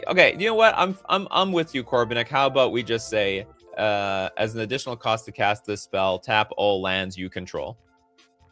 And you know what? I don't even know why it needs to actually have this ability, because like you can have other mana sources on the battlefield that are not lands, like treasures, mana rocks.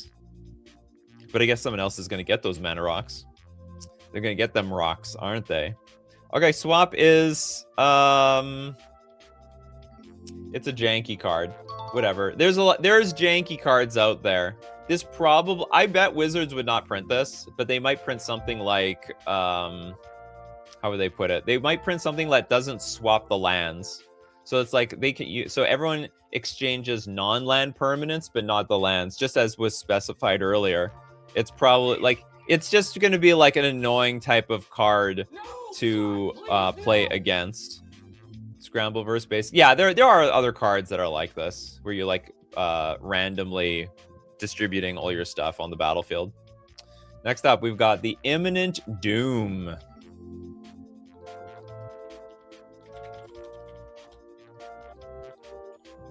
Imminent Doom is... What is this? It is a 5-mana legendary enchantment or a curse, enchant player. During the enchanted player's end step, that player attaches Imminent Doom to another target player. Cumulative upkeep, enchanted player pays 1. If Imminent Doom is sacrificed because the enchanted player does not pay its cumulative upkeep cost, enchanted player loses the game. Oh no! Oh no! So, I mean, it's only a matter of time before you can't pay the cost. This is the ultimate cumulative upkeep cost card.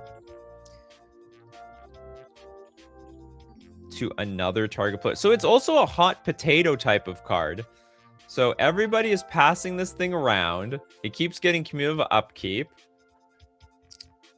It's very interesting. So hold on. Imminent Doom is sacrificed because the enchanted player does not pay the cumulative upkeep cost. Okay, so they're like somebody's gonna die. It's danger. I don't know if it's danger. I actually like this card. I think this is really cool. I think it probably should cost. I don't know if it should cost more or less. 5 mana. Is that too early? That's probably too early. I will probably say this. It can't be 5 mana. Okay, I'll say it needs to be like 5 black. You cannot be making cards that are just 5 generic mana. Almost anybody who is playing black will play this card, and they just ramp into 5 and just slap it on somebody. And because you had the most mana to ramp this thing out, you can pay the cost the easiest. I'm guessing the deck that plays this has to be very mana rampy. Yeah, it's scary, but you can pop it just fine. It's too easy to cast. It has to be 5 black mana. There's no way in hell this has to be 5. It can be 5 mana. 5 mana can be played on turn 3 pretty easily, and then in 3 turns someone's dead. Imagine each player would pass it to one another, then force the caster to pay the 5 their next turn. They would try, but like what I said, even if they keep swapping it back to the caster is the person who most likely has the mana to pay for this, whereas everybody else does not, in my opinion. So this thing that it needs to be like 5 black. 5 generic mana is just way too easy, way too safe. And if the person playing black wants to like play double dark ritual into this thing, then they will have a problem actually paying for it. So other than that, I think the design is very cool, but the mana cost is completely bunk, super bunk mana cost. Next up, we got Steve Cooper actually. Weakness BW. What's with all these weird names today? There's a bunch of numbers in all the names. Weakness BW. I guess this is like version 2 SC. Wanted to make more weakness cards I made a while ago. And also 2 donations for chat. Got a lot of donations today for chat. Oh no, 1 donation for chat. You got 2 cards here. Okay, we got Exorcism Prone Demon. It's a 2 mana 5/3. It's a very funny art. You got like a pretty good cartoony side, and you also got a stick figure on the other side. For 2 mana, it's a 5/3 demon. Menace, trample, weakness against white. What the hell does that mean? If this creature is blocked, targeted, dealt damage, or enchanted by anything white, destroy it. Oh! So we're basically we're going back to the old Magic card design where we gave cards a downside. Like, you know, back in the day, you know, like you have to pay like 8 mana every upkeep to keep a creature around. If you didn't, you tapped in and dealt like 8 damage to you. So, you know, some crap like that. But in exchange, maybe we can get some power out of this. That's probably what Wizards should go back to. These days, cards have all power, no downside. Yeah, it's the inverted protection. We need more nerf stuff. Bingo, anime card. Look at the stick figure. Do we have no anime cards yet today? Don't worry, Pedgeman's probably in the house. Pedgeman will save us. Okay, it does have that Menace and Trample, and it's a 5/3 for 2 mana. If an opponent controls a cleric, exile this creature. So if anyone plays a cleric, Oh, it's the exorcism prone demon. This demon is afraid of anything that is like holy. If it's something holy, it's just gonna die instantaneously.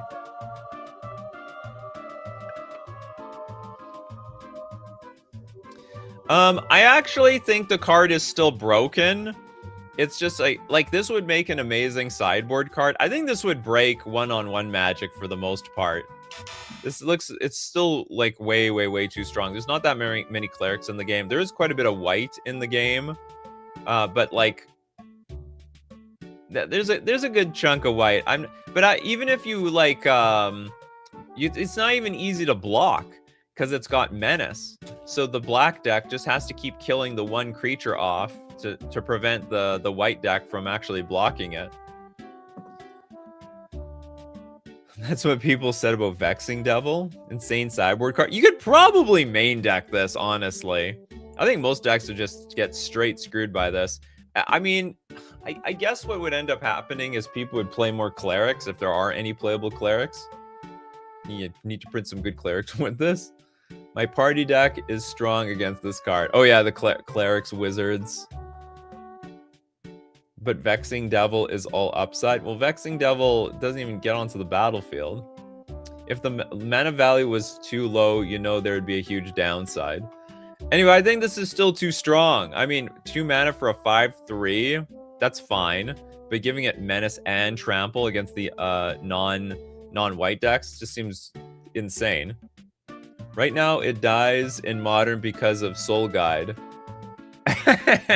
Well, hold on, remember, only versus the energy deck. If you're up against anything else, it doesn't care. Like, if you're up against anything, it's just a 5-power creature. I mean, okay, it has 3 toughness, which is relevant, so it can die to any, like, Lightning Bolt, Galvanic Discharge. So it's not too overpowered. It dies to Fatal Push. Okay, maybe it's more fair than I think it is. We'd have to see what... I mean, 2 mana, 5-power creature. Maybe that's just nothing these days. 2 mana for a 5/3, that's fine. The state of Magic in 2026. Yeah, basically.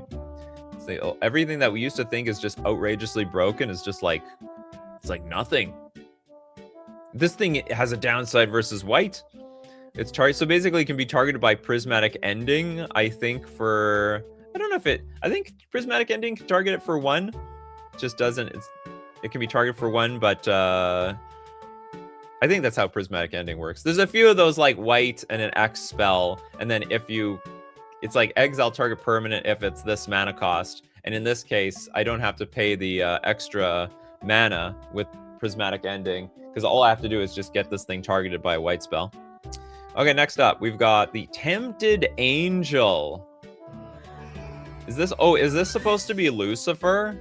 I don't know the lore to the Bible very well, but I understand like the devil used to be an angel. I can do better than God. Maybe I'm even better than God. It's a 2 mana 5/5 angel. What the hell?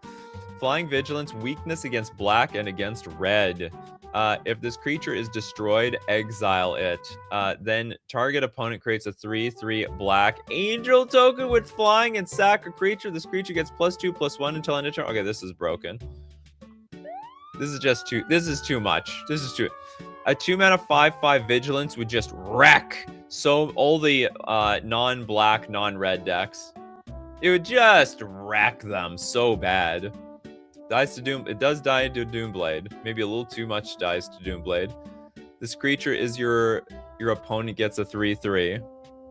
Target opponent gets a 3/3. So if I somehow kill this, which is not easy. Oh, great. My Simic Turbo Fog hates this. Yeah, basically, anybody that's not playing black and red is going to hate this card, especially since it flies. Dude, we have 2 massively evasive creatures, like on turn 2. Like, I can't even race this card. It becomes a fallen angel under an opponent's control. Oh, that's the flavor, huh? I'm going to say this is too strong. Good God, as a mono blue player, I don't know what I do against this. I guess I have to start tapping it or something. There might be enough answers out there, but like it's such a roadblock at the beginning of the game. Yeah, this is like if it dies to Fatal Push, it's not even a big deal because Fatal Push was killing it anyway. I guess the advantage is like any red spell will destroy it. Sink it to Stupor. Ugh, that's not good value. Spending 3 mana to bounce a 2 mana card. It's terrible. Very, very bad. A flavor win again. Well, Dismember is all I got. Yeah, it's a Dismember or bust. Didn't really want to spend my... I mean, okay, the advantage is if I kill it somehow, I get a 3/3. So then it becomes a problem. It would be an interesting card. It'd be an interesting card to see how it plays out. I'd assume it would not play out very well. This is just a super OP card. I don't even against a black deck.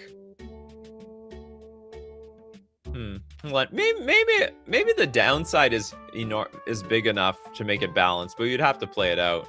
Because if you do kill it, you get a 3/3. Tempted Angel will be uncommon draft chaff in 2030. I think the weakness against this or that is such a great idea, though. It's a very, very good idea. Gut shot. Yeah, side and gut shot. We're gonna gut shot it. We're just gonna zap it. It's weak to red. Ha, I cast Fake Your Own Death on it, so it won't die. Wait, hold on. Next up, we've got... Who has not got a card yet? I don't think Surefire Selves got a card yet. Let's take a look at Surefire Selves. Savage Wildcard. I'm experimenting with the prepared mechanic. Some people are trying to destroy the prepared mechanic. Surefire Selves is like, I like this mechanic. I'm gonna make it work. Savage. Well, oh, sorry. Wild Caller. I thought you said wild card. Okay, we got the Wild Caller. Let's zoom in here. Hold on. Okay, what is it? How do almost everybody but a few people export their cards at like a good dimension? Like these are tiny cards. How is it that people? What is the dimensions for this? Or what's the resolution of this card? Steve Cooper. So what's the resolution that you export your cards to? Because they're definitely at a higher quality and they show up nice and big on the show. Whereas the some people like Corbinek and also Surefire Selves, they have these tiny cards, also somewhat low resolution in comparison. I can see it. Or hold on. Okay, I have to zoom in to get these cards. Okay, so anyway, we'll look at it. Savage Wildcaller is a 2-mana human druid. Now it's got 2 abilities. Well, the software I use does not allow me to choose the dimensions for exports. Oh, that's too bad. Gotta MSE export settings to 200%. Okay, so Steve Cooper's cards are 984 by 1372. Good to know. I had to export this from another website that has wonky exports because it wouldn't let me put the prepared thing on the other side. Okay, I got it. Yeah, well, that seems to be everybody's problem today. Okay, so we got Violent Outburst. What? What are we doing? Okay, this is a human druid. Trample. When this creature attacks, it becomes prepared. We can Violent Outburst every turn? Cascade. Creatures you control get +1/+0 until end of turn. This actually maybe this is the most fair Violent Outburst in the game ever. Okay, you know what? I can get behind this. Usually Violent Outburst is used to like wipe the board with Living End or put a bunch of, well, I guess it could still put a bunch of rhinos on the battlefield. Yeah, no, that's violence. This is violence at its greatest. And for once, so when it attacks, it's going to become prepared and it will buff up your creatures +1/+0. Which, believe it or not, is an ability on these cards. I really like that aspect of Magic the Gathering. I wouldn't say the +1/+0 is the hottest part of Violent Outburst, but it can be, depending on the situation. Yeah, a bit of a Modern Horizon moment over here. Feels like a Modern Horizon card, that's for sure. They will make this. I like it too. I actually really like this. So you can't abuse it too much. Or maybe you can. Maybe this is going to be a staple. What's the casting odds on this card? It's 2 mana, so you can accidentally... So the interesting thing about this card is you can end up accidentally running into more Savage Wildcallers.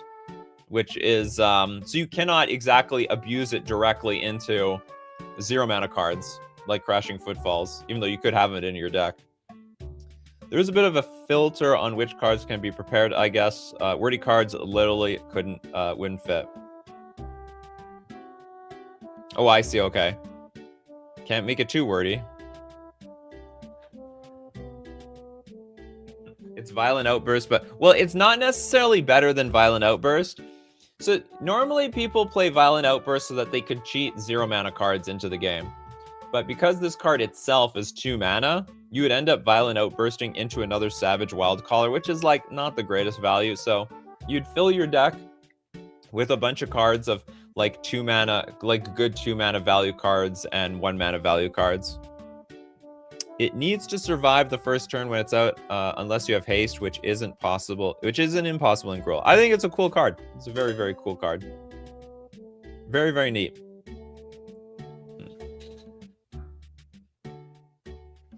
Okay, next we've got, let's take a look at Epic Nate with Daenerys Targaryen. What the hell am I reading? It that I cannot pronounce. It's thou name that shall not be spoken, because I can't pronounce the name in the first place. Okay, we got Daenerys Targaryen is a 4 mana human noble. A lot of dragons around this woman. Dragon spells you cast from hand cost 1 less to cast and can't be countered. Look at that. I like that specification, from hand. No be cheating from exile or anywhere else. When a non-token dragon enters the battlefield under your control, choose 1. Create a 5/5 dragon creature token with flying. Or dragons you control get +1/+1 and haste until end of turn. So when a non-token dragon comes into play, we can give it haste and let it swing in there immediately. It can go right into the red zone. I didn't put the attack or defense for some reason. Oh yeah, this is a creature. How big is it supposed to be, Epic Nate? Just let us know. We'll add it in here. We can add it in post. Abilities are legit, but where's her power and toughness? Yeah, I totally... What happened to her power and toughness? It's gone. Because no one wants to guess power and toughness before Epic Nate gives us the official ruling here. I'm guessing a 3/5. That's what I'm guessing. I'm guessing 3/5 over here.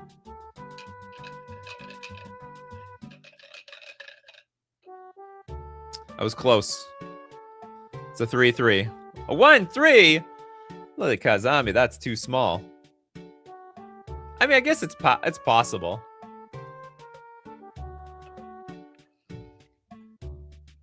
It's just a human noble. Why would she be so powerful? But it's magic, you know? You just need a Lord effect and it's fine as a 0/0. Makes it borderline useless. 1/3 would make sense. She herself isn't powerful. Yeah, it's all in the magic, people. She's a noble. What does that mean?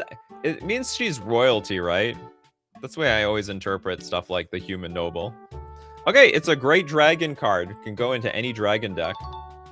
And especially because there's so many of those dragon decks make tokens of dragons, I think this is very well specified when non-token dragons enter the battlefield, and also dragon spells cast from hand. None of them cheating into play. Okay, next we've got Sausage Dog. What do you got for a Sausage Dog? This is absurd, LOL. Imagine getting mana screwed at the start of getting pulverized. Also love your channel. Been watching for years. Thank you so much, Sausage Dog. I have no idea what you were talking about. Well, imagine getting mana screwed at the start and getting pulverized. Was it that, like, land swapping card? It might have been the land swapping card when you super chatted this. Unfortunately, I don't look at the super chats immediately because I know everyone is, you know, posting cards. So I get to it eventually. All right, with that $5 though, thanks so much, Sausage Dog. That will be a donation for somebody else. Nova the Space Wolf. What's up, Nova? I thought you were done, Nova. but then people like you keep coming back. Pantheon. The spear. Majra said that he was done. He came back anyway.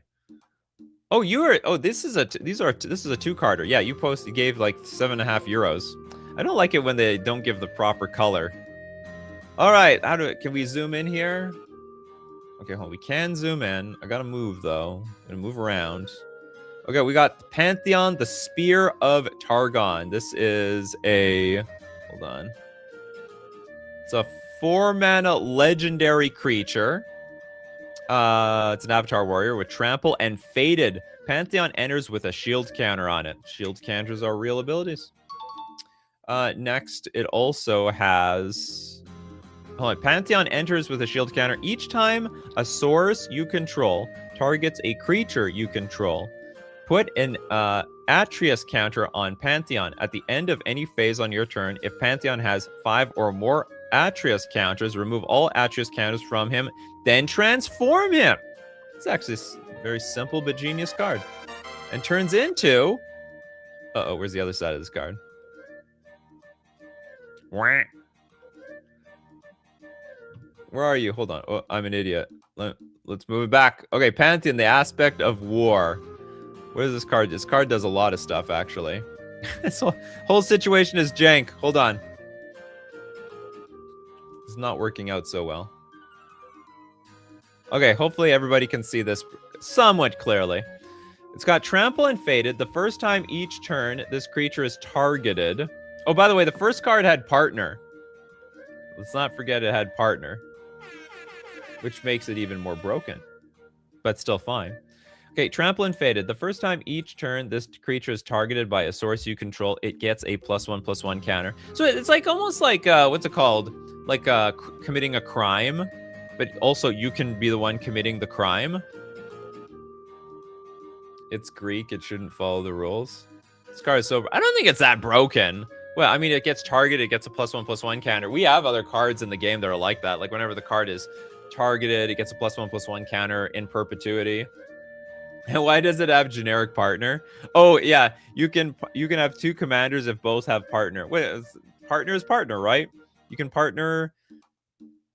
That's a mechanic, isn't it? Whenever a source you control targets a creature you control, choose one that Pantheon doesn't have from among First Strike, Flying, Death Touch, Double Strike, Haste, Hexproof, Indestructible, Lifelink Menace, Reach, Skulk, Vigilance, and Pantheon gets the chosen ability. Good thing that it's Hexproof, not Shroud. That would be awkward. Very, very, very awkward. But the funny thing is, because you put... You know what's funny about this? Whenever a source you control targets a creature you control. I was just thinking, let's say someone tried to Fatal Push this card. And then, like, because it got targeted, you can choose one of those abilities. And one of them could be Indestructible, basically rendering the Fatal Push completely useless. But no, this one only applies to you. What about the other side? Each time a source you control targets a creature. Okay, so it's like the opposite of being of a crime. It's like whenever you control the card. That's what I was thinking. It's heroic. It's basically heroic. And heroic was permanent. So this is basically the same thing. Not only that, hold on. Heroic was in like a Greek mythology set. Bingo learned grammar for a Atreus counter. Oh. That was sneaky. That was sneaky. Wow, that was very sneaky. Oh, we're very close to 2 donations here. One of them's definitely gonna hit. The 2-hour stream is it's inevitable. Oh, what else do we have over here? It just makes me wonder, why did we just call it heroic? Each time a source you control targets a creature you control, put an Atreus. Is there any difference between heroic and this ability? I want to say there's nothing. It's just describing heroic. You could just say heroic, put an Atreus counter on Pantheon, and at the end of any phase on your turn, if Pantheon has 5 or more Atreus counters, remove all Atreus counters from Pantheon, then transform him. That's the way I'm looking at it. Also, getting this thing to flip is not easy. I mean, it's possible, but it's a little bit of work, you know.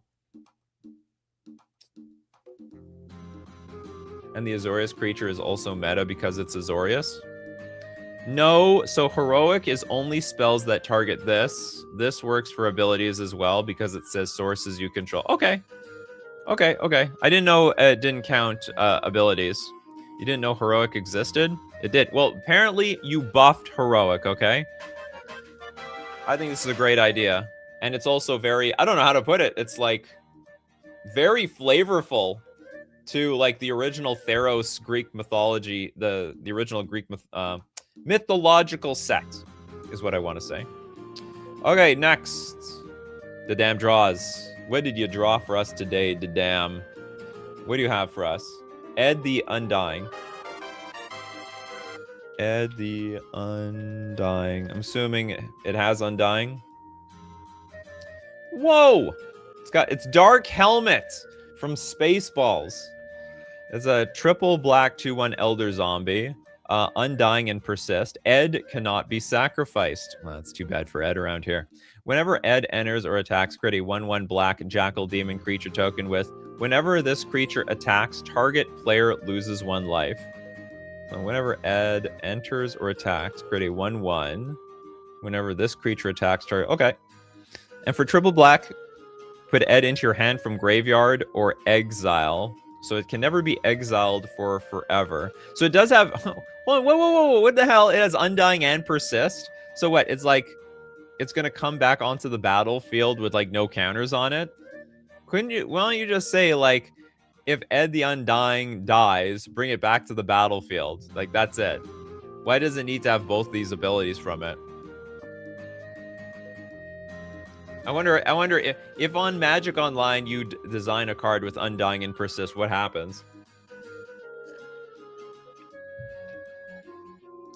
Some might say you can't get rid of him. That is correct. Okay, you can remove it with Obsolescence. It alternates between stronger and weaker. It loops indefinitely. Okay, look. There is a way we can kill Ed the Undying, and that is with that card where we phase out Ed the Undying, and then he cannot phase back in. Where he is and what he sees, we don't know, but he's not coming back. It's okay. We can phase it out with... Yeah, exactly. That's exactly what I was talking about, Pedgeman. 100%. So if there's ever something that is completely indestructible, we can now have cards that don't phase back in for the rest of the game. What if Ed's the commander? It's still gone, actually, if it got phased out. If it's phased out, you will you cannot put in... If I understand correctly, like, you can't put in the command zone if it gets phased out. Pacifism target never looks so good. Yeah, like all of a sudden those like crappy removal spells suddenly become like actually good. Or what is that? Encased in the Moon is probably a really good example where it just removes all of its abilities. Huh, even giving it a +1/+1 counter to invalidate Undying would stop it from getting persist triggers. Yeah, it wouldn't stop it from getting persist triggers because it checks to see if there was a -1/-1 counter on it. But then it winds up in the graveyard where it can be brought back with the 1 black. No, if it hits the graveyard from play, it's gonna come back. But yeah, if it gets milled into the graveyard, you can go from the put Ed into your hand from graveyard or exile, even if it was in the graveyard somehow. So the only way you can get rid of this thing is basically lock it up with a key on the battlefield, like Encased in the Moon, or you phase it out permanently. It's permanently phased out. Very, very interesting card. Very fun to think about. It's probably not even that like unfun to play against. I think if you remove this whenever Ed enters or attacks, if you got rid of that ability, Wizard would print exactly this card. Oh! You can't get rid of this. That is a bingo card. In fact, I want to say we have not seen one of these types of cards in a very, very, very long time. Can't get rid of this card. Very hard. Very, very difficult. Oubliette. Oubliette. Oh, yeah, there we go. Oubliette is the only way to do it. Oubliette. That's probably one of the main removal spells. The value of Oubliette is going up. Next, we've got Surefire Selves with General 6 Spears. What about it? Been messing around with a Skeleton Commander. Haven't you been making a bunch of skeleton cards lately? General 6. General Deeply. This looks like General Deeply before Deeply became Deeply. Okay, this is a 6-mana 6/6 Skeleton Warrior. Whenever General 6 Spears attacks, each player mills 6 cards. Then, for each opponent, choose up to 1 target creature card in that player's graveyard. Put those cards onto the battlefield under your control with finality counters on them, tapped and attacking their owners. Oh my god. There's 6/6 skeleton creatures in addition to their other types. The only weird thing is like a skeleton that's a 6/6, because most they're like weak. I mean, they're bones. There's literally no meat on those bones because they're skeletons. So almost all the skeletons in the game are like just like 1/1s, 1/2s, 2/2s, or whatever. So just a bunch of weak creatures. So I would say that the fact that it's a 6/6 is a bit of a weird flavor fail, unless the armor is supposed to make up for it. It's got armor, my god. Well, what about the cards you reanimated, right? When General 6 Spears attacks, each player mills 6 cards. Then for each opponent, choose up to 1 target creature card in that player's graveyard. So what, did we like suit them up with a bunch of armor or something? But they are the skeleton of fun. We finally have legendary skeleton support. Is there no skeleton legend out there? Is there like some popularity for skeletons out there that I don't know about? They made a lot of skeleton cards like way back in the day. Pure crap. Absolute pure crap, even by the standards back then. But they made a lot of skeletons back in the day. I don't even see any reason why they can't bring it back. I don't know what would be the advantage. I sort of look at skeletons like those bones turtles in like Super Mario World, where you like knock on it and it falls apart into a big pile of bones, but then it reassembles itself. I would imagine like that's the advantage of being a skeleton in Magic, and that unless you like get absolutely obliterated, like, you know, you incinerate the bones up. If the bones fall apart, it can be reassembled and brought back to life. That's the advantage, I think, of the for skeletons. You're proud of the flavor text? 6 spears embedded in his back. 6 souls marked for death. So what is this, Boromir? Boromir also... maybe this is Boromir. Oh my god. Boromir is back from the dead. For those who are not Lord of the Rings fans, Boromir got, like, stabbed in the back millions of times with a bunch of spears and died like that. And frankly, he also wore a suit of armor at the time. And maybe he's out for revenge. The One Ring! I'm looking for the One Ring! Boromir got a bunch of arrows in him, not spear. Whatever. Let's take another 6 stabs at this. Okay, I guess the card is fine. Boromir became an impromptu pincushion. Exactly. Okay, we got Mago Stare in the house. Hey, Nikachu, hope all is well. New hours of the streaming? Yes, that is correct. So, I mean, we got to get the word out. Monday, Wednesdays, Fridays, 9 a.m. Central Standard Time. Tuesdays, Thursdays, 8 p.m. Central Standard Time. I'm also getting better at scheduling the shows way in advance, you know. And also just let everybody know, for everyone live this week, we're doing 2 shows a day because I need the inventory for a vacation that's coming up. By next week, like in 7 days from now, there won't be any more shows for like 2.5 weeks because I'm going to Taiwan. But then I'll be back, and then this will be the schedule. Monday, Wednesdays, Fridays, 9 a.m. Central Standard Time. Tuesdays, Thursdays, 8 p.m. Central Standard Time. A little bit for the morning crowd, a little bit for the evening crowd. If anything, we're going back to the old hours. This used to be a morning show. That's why it was Coffee and MTG. Like, we did it in the morning. Okay, no wonder I missed the last few. Here's a card. Drinker of Agony. Basically, every alcoholic. Everyone that drinks themselves to sleep. We have a 4-mana 2/4. Oh my god. Does anyone see it, everybody? Does everyone see it? Is Nikachu playing in the Invitational? Absolutely not. I'm not that good. Is there like a big tournament coming up? I'm not on the tournament grind. I'm a hopeless, well, maybe not hopeless. I'm a content creator. I create content. Anyone notice something? It's an anime card.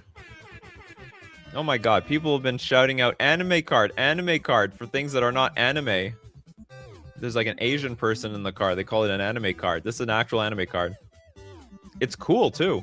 Okay, so it's a 4-mana 2/4 demon. Haste. Creatures dealt damage by Drinker of Agony gain indestructible until end of turn. At the beginning of each end step, each player loses life equal to the amount of damage marked on creatures they control that were dealt damage by Drinker of Agony. So you get... So what's the point of blocking? At the beginning of each end step, each player loses life equal to the amount of damage marked on creatures they control. So blocking is useless. It reminds me of Inflict, actually. So this would be fair. It's sort of like all your creatures get Inflict. And even if you block it, you're going to get dealt damage anyway.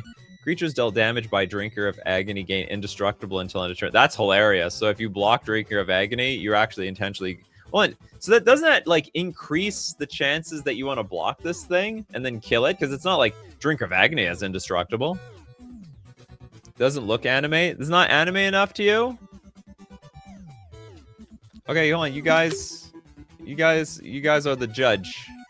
The judge, jury, and where's my screenshot? The screenshot thing is always screwed up. Yeah, I can't get any closer to this. I'm gonna say this is an anime looking card. It's League of Legends technically. I don't know why not ever using Evelyn's name and why not legendary. Maybe it... Oh, interesting. This is a League card. Okay, do you know what? If you guys say so, I'll take it off. I can take it off. There, it's gone. No anime card yet. From this perspective, I feel it's giving me very anime vibes. Judge, Judy, and Judge, Jury, and Executioner. Judge Judy is someone completely different. Oh my god, hold on. I need to get that. I need to switch up my... Where does everything go?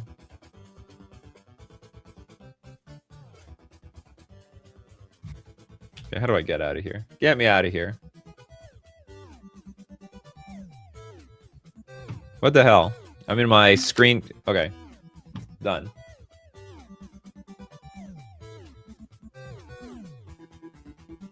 Go. I just want to get... Hold on, I want to look up Judge Judy. Judge Judy. Oh my god, is there a new Judge Judy? No, there's no new Judge Judy. There she is. Okay.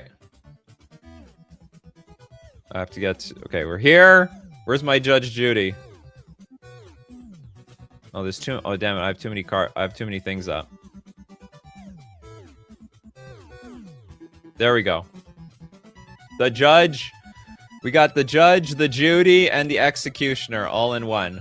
Yeah, there she is. The Executioner. Took me a while to get this thing online. Judy makes me giggle. It's a funny juxtaposition. Somehow YouTube censors don't like Dread. Oh, D-R-E-D-D. Oh, must be for a culture that we have no idea about. Pedgeman's like, what the hell is this? Bingo, Judge. Oh, we're not calling for this Judge though. Not in the slightest. Oh, delete this thing. I don't need this stupid picture. Okay, Magistar is like, the idea is you deal damage with it, then you use an instant with massive damage on the creatures and becomes damage on the players at end of turn. I think that totally works out.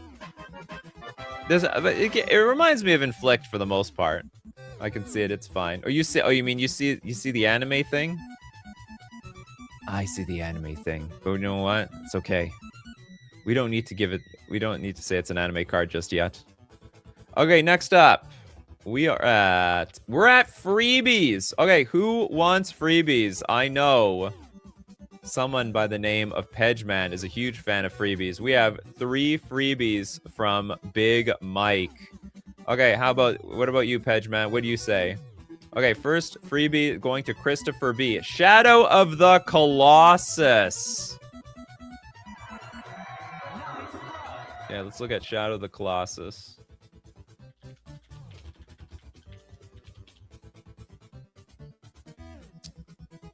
Oh, hold on. You want Shadow the 4th. You have so many of Shadow of the Colossus here. The 14th? The 3rd? Where's the 4th one? Here's the 4th one. They all have similar images, too. It's a 10 mana, 10/8 giant Kirin. Haste. We have Phaedra. The Kirin attacks each combat if able. Whenever a creature you control attacks, defending player can't cast spells or activate abilities this turn. They got fair warning. I declare my attack. If you don't do anything, you're going to get hit. I hate actually playing against cards like this because I don't know if someone's going to attack me and I have all the interaction. And like, I got the answers, but I mean, maybe you're not going to attack me. For 1 mana, discard a colorless giant or a land card. Phaedra gains hexproof and indestructible until end of turn. Good God, like you're always going to have a land card, right? Hexproof and indestructible. This is a very custom Magic the Gathering card. Wizards doesn't print things like this. Like, oh, pay 1, give it indestructible and hexproof for almost free. And it says haste. It has to attack each combat if able. This is like a Tron player's wet dream. Whenever a creature you control attacks, defending player can't cast spells or activated abilities this turn. Yeah, we already did the can't get rid of this card. This one slips through. It's big. It's a big can't get rid of this card. No chance. For anybody that wants a freebie, just let me know freebie and then like the card that you want. And we have a bunch of freebies. I think a lot of you are gonna get. I think almost all of you are gonna get a freebie card. I don't really want to approve this card. This is, it's 10 mana. It doesn't have trample. Maybe it's fine because it doesn't have trample. You can just chump block the crap out of it every single turn. It's only saving grace. Christopher B is like, that one was supposed to be the apotheosis of these things. Oh, you mean like this is the grand card?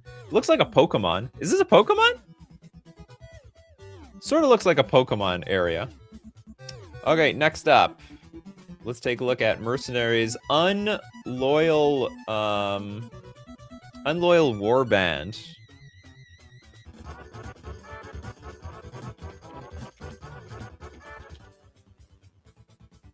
Okay, the Unloyal... Okay, this is an anime card if I ever saw... If anyone's gonna argue with me about this.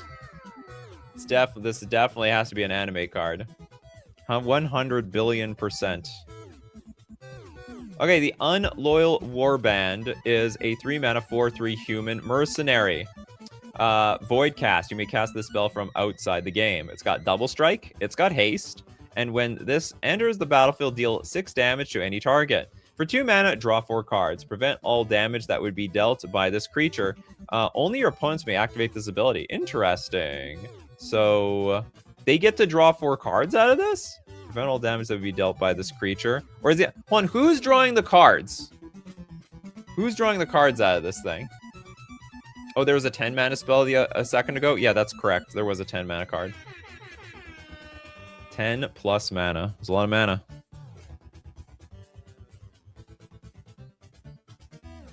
Companion? I don't think this is a companion. You can cast it from exile. It's interesting. I don't know when this happened, but recently there's just been an influx of people making cards that are casting cards from exile. People always tack on these abilities that are their pain point, like people keep destroying my creatures. I want to make it indestructible. People keep targeting my creatures. Hexproof. People keep exiling my creatures. Well, I want to be able to cast it from exile. 2 more minutes for that one. So we have the Unloyal Warband. I don't understand, though. Who's getting the 4 cards? Because it sounds like pure upside for everybody else. Like 2 mana, draw 4 cards. I mean, that is insane. And I get to prevent all the damage from this card. You get to draw 4 cards, but your opponent can only activate the ability. Who's drawing the cards? Am I the opponent? Or you, the owner, gets to draw 4 cards? I'm assuming, I guess it's you. And by you, I mean the owner. You get the... Who's you? The owner or not? Is it the owner or the opponent? Okay, you the owner. There we go. There we go. That's that. Who's you? I mean, I might be the opponent. You know what I mean? See, that's the confusion. Your opponents draw since they activate it, because that's how it's worded to me. Opponents get to pay you 4 cards to prevent it from dealing. Oh, I see. They're paying for, well, they're paying also 2 mana to do it. Sounds like who is on first? Yeah, I know. Who's the owner? You are the owner. Who's controlling this? You. Who gets to draw the 4 cards? So I would say with this card, oh my god, that's a lot of cards. Someone could also do this politically, like, hey, you need more cards? Okay, I'll pay this ability for you. Okay, I'm gonna say this is it's interesting. Double strike and haste for 3 mana. Oh, wait a minute, hold on. Okay, when this enters the battlefield, deal 6 damage to any target. Oh, sorry. Okay, forget this. Okay, reading this card again, this is above and beyond absurdly broken. So, like, I'll tell you how this plays out. Turn 1, Mana Dork. Birds of Paradise. Turn 2, hit you for 8. That's too much damage on turn 2. Like, way too much damage. Not to mention, it's let to deal 6 damage, like, when it hits the battlefield. Yeah, I got too confused by this last ability. This card just... Sorry, no, it doesn't deal 8 damage on turn 2. It deals 14. Because when it enters the battlefield, it deals 6 damage to any target, which is absurd. So this is an absolute danger card. Is not... Unprint it. Way too damn strong. Okay, next up. Next up, we have actually super chats, regular super chats. Torn. Hold on, I want to get through this. Before I get to you, I just want to get through all of Big Mike's super chats so I don't forget. So that was 2, and Big Mike donated 3. Let's get one more from Big Mike. Let's get Pedgeman's card. There's a lot of freebies, so I think everyone's going to get a card today. I have Oh, no, we're not done yet. Not even close. Show's a little bit longer than I thought it was going to be. As people adjust to the morning routine, I need to prepare a little bit more music.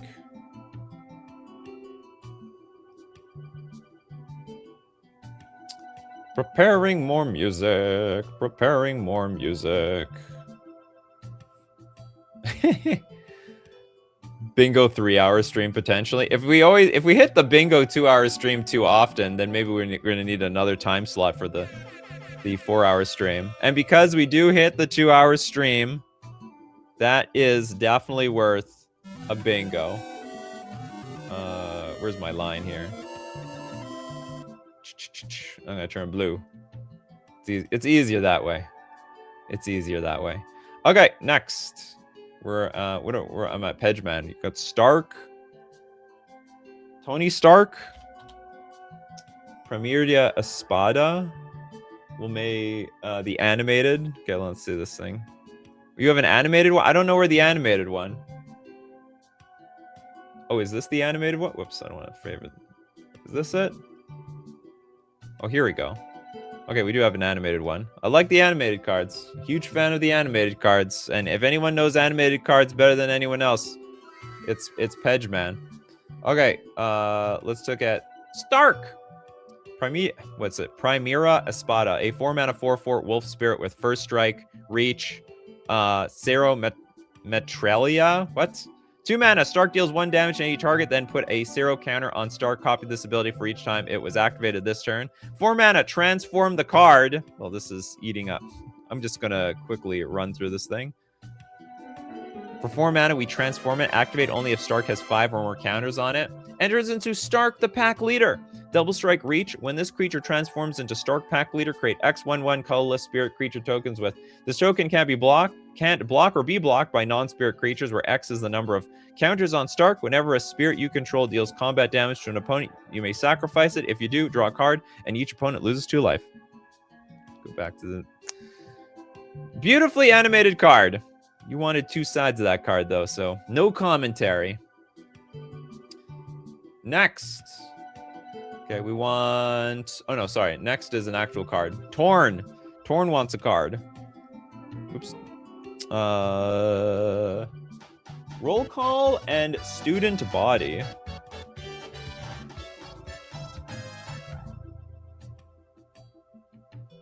You make it sound like these are two separate cards. This sounds like the same card. Where is this? Where's your roll call? Oh, student body's right underneath it. Got it. Okay.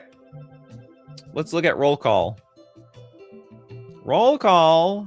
Class is in session, everybody. It is a white and an X sorcery with Convoke. Search your library for a creature card with mana value X or less. Reveal it, put in your hand, then shuffle. Students tapped to pay for the pay for one more. The wording's weird, right? Shouldn't it be like students used to pay for this reduces the cost of the spell by 1 or some crap like that? Something like that. I want to say like the this is definitely worded wrong, but I'm not a custom card designer to know exactly what the right wording is for this. Like look at like what's it called? Court of Calling. Court of Calling would probably have it worded properly. Isn't this awful though? And by awful I mean it's like a much weaker version of Court of Calling. It's for Convoke. No, I understand. Students tap to pay for this, pay for one more. Like they can help pay the cost of the spell, right? I just don't know how is it worded for Court of Calling? Because it's the same thing. If unless there's a difference, I don't understand. Convoke. Your creatures can help cast the spell. Each creature you tap while casting this spell pays for 1 or 1 mana of that creature's color, or something like that. You know. And that's Convoke. That's Convoke. I think yeah, it's just weirdly worded. I know what you mean though. Hold on. It already has Convoke, and students tap to pay for this, pay for 1 more. Oh, I see. So it's like double. So it reduces it again. So each student you tap, yeah, it's gonna count as like 2. It's like super Convoke. Why are we putting this card in our hand? I think it's very, very weak in that matter. I think it should just directly put it into play. What are we getting? We're just getting a creature card? Why aren't we just I think we should just be tutoring it directly into play, I think. Or is that too strong? Or maybe it is too strong for a white. White axe? Okay. This is, I take it all back. This is probably an accurate power level of the card. Because Court of Calling is like green. And then for like a white, like to spend a white and axe to get a 1/1 in play, any 1/1 in your deck, that's probably too much. Yeah, because white doesn't get the cord. So it's a good card. We have Torns, like it's for the Convoke. Oh yeah, okay, it's for the so yeah, I misunderstood. Like there's like 2 sides of this. There's the Convoke, and then there's the students that help make the Convoke even cheaper. All right, this is a good card. Very interesting. White doesn't get to cheat from library to battlefield. That would be green, if anything. Well, then white is getting ripped off in this game. Super ripped off. Next card. The Student Body. Everyone's making like school jokes recently. Many school jokes. It's a 4-mana student horror. This is probably what all the professors and the TAs see whenever they go to university. As this enters, exile up to 3 creatures from your graveyard and put that many +1/+1 counters on Student Body. When a creature you control would die, exile it instead and put, I don't think the brackets are necessary. It's just whenever a creature you control would die, exile it instead and put a +1/+1 counter on the Student Body. Oh my god. When Student Body has all activated abilities of student creatures exiled with it. There's a lot of people that would love this type of card. So like you don't it's got, what's it called? Something Flare vibes. It's that card that's Soul Flare. It's got very big Soul Flare vibes. I'm like, a lot of people love Soul Flare. This is a remnant of the creation, with the creation of humanity. Yes, a modern art. Forgot to remove the brackets. Oh, the bracket. Oh, you weren't decided if it was going to be when any creature died. The bedrock of this institution by Deccan Rawl. Bingo, 2 hours. We did it. We did. It's there. You want me to do it again? It's right. It's right there. The damn draws went to go take a poop and came back and said, "Hey, it's 2 hours now." Yeah, we got it. We got it. Anyway, this is a very, very cool. I think this is a very cool card. A lot of people would want to play Soul Flare level type of card where you get to exile like big beefy creatures, and like this thing a bit by itself as it enters, just exile up to 3 creatures from your graveyard and put that many counters on Student Body, and then it just has all those abilities, which is very, very cool. Okay, next up. We've got more freebies. All right. We've got Sharon says, you look like Hotch from Criminal Minds. I got to look this up right now. Hotch. I do, actually. I sort of do. I look like a few actors, I suppose. It's Hotch, apparently. Whoever the hell this is. From Criminal Minds.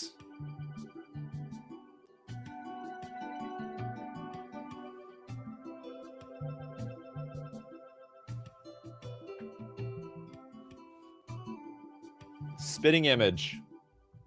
But the real question is, who's copying who? Are they copying me or am I copying them? Okay. But because of this wonderful, wonderful comment, we have a freebie. Okay, so who's gonna get that freebie? We have Solfem wants 1 more minute. 1 more minute. 1 more minute. There's probably going to be another bingo. 1 more minute is a blue sorcery. I like the art on this thing. Take an extra turn after this one. Skip that turn's untap step, draw step, main phases, and combat phases. What the hell is the point of this extra turn? I'm getting ripped off on my own extra turn around here.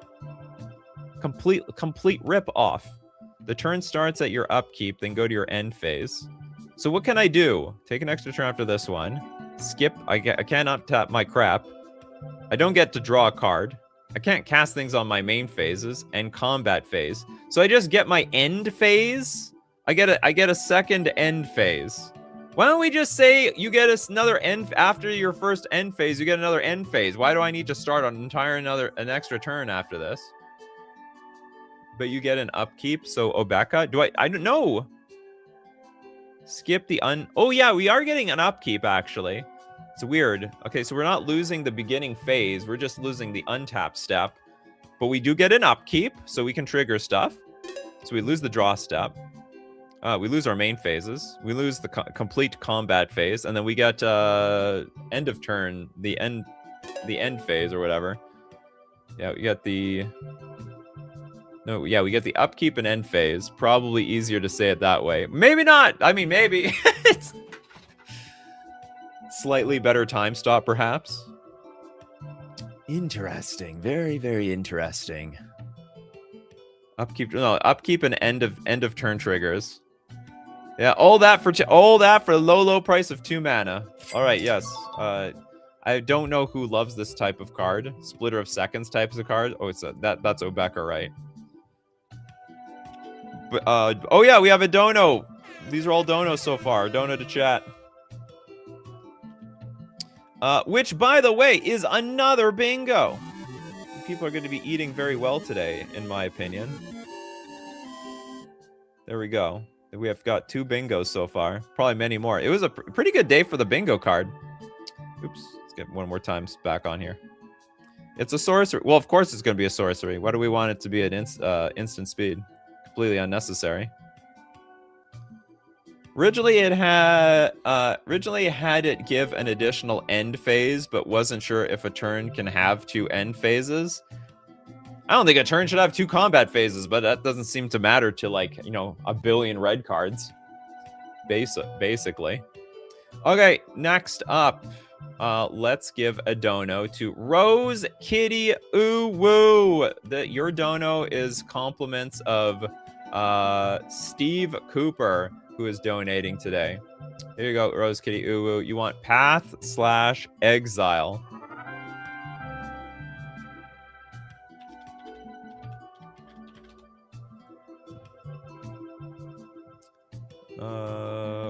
Okay, here's your Path. Here's your Exile. Oh, you're doing it the old templating way. It's an Aftermath card. Not many people go back and use those old mechanics. Okay, we have a green sorcery with reverse Aftermath. What the hell does that mean? You may cast the other spell on this card only if it's in your graveyard. If you do, exile this card. But I thought Aftermath, that's the only way you could play the thing. Search your library for a basic land card, reveal it, and put it into your hand. Then shuffle. Oh, this is reversed Aftermath? So this is the Aftermath side.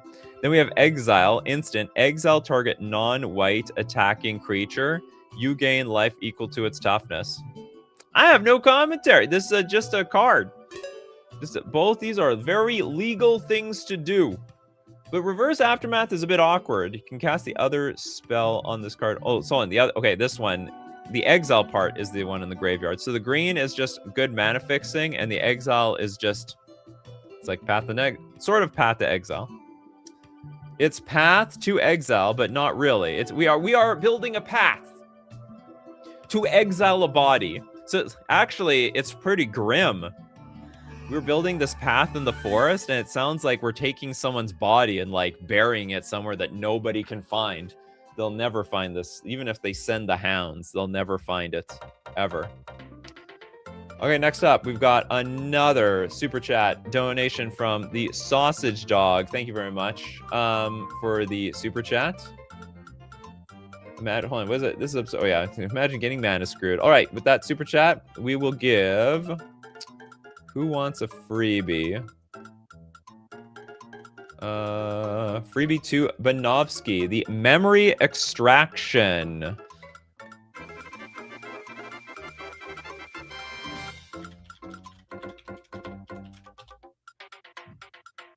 Memory Extraction. Looks like a nightmare, frankly. Triple black for an enchantment. When this enchantment enters, each player searches their library for up to 4 cards, exiles them, and then shuffles. Owners of cards exiled with this enchantment may play them. When they do, they roll a d6. Then that player loses life equal to the result. So when this card enters, each player searches the library for up to 4 cards, and then exiles them. They could look for that black creature earlier that could be cast from exile. That'd be card advantage.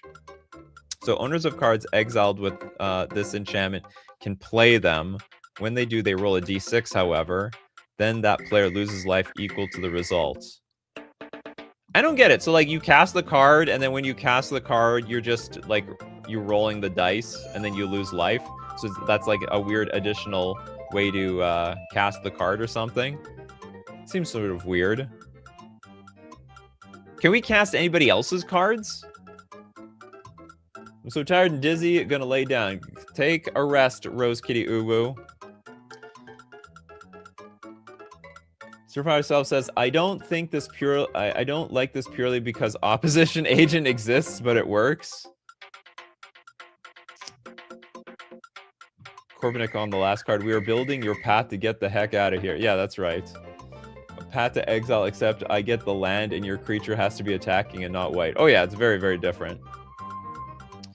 Oh, on the last card, Torm says, so you can cast exile, then exile again? No, I believe you have to exile the, exile the card when you play the Aftermath side.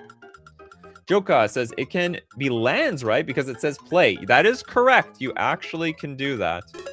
So hold on, let's read this thing. You shuffle you exile 4 cards. Owners of cards exiled with this enchantment may play them. When they do, I guess they still roll the dice when they play the card. So they play their land, and then they still roll the d6. So you can take from the land of mystery, or not mystery, from the goodie bag, but it will sting you. It will definitely sting you no matter what. There's no 0 on a d6. Yeah, still got to roll dice for the lands. It's pretty cool. Okay, moving on. I think this is a pretty neat card. I think it's very creative. It's also very flavorful in what black does. Next up. Okay, who hasn't got a freebie yet? I believe Arethusa hasn't got a freebie.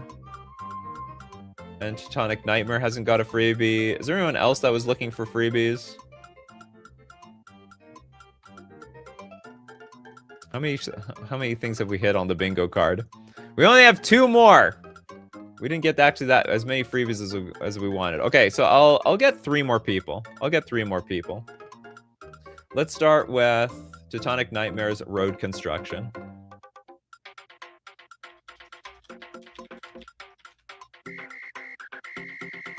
Road Construction. Beep, beep. It is a white enchantment. All creatures enter the battlefield tapped. Creatures cannot attack unless their controller pays 1 for each of these creatures. Vehicles cannot attack or be crewed. Though not crewed. Do not pass go. Do not collect $200. Creatures can attack unless their controller pays 1 for each of those creatures. So it's basically a more improved version of... Or I shouldn't say improved. It's a different version of Ghostly Prison.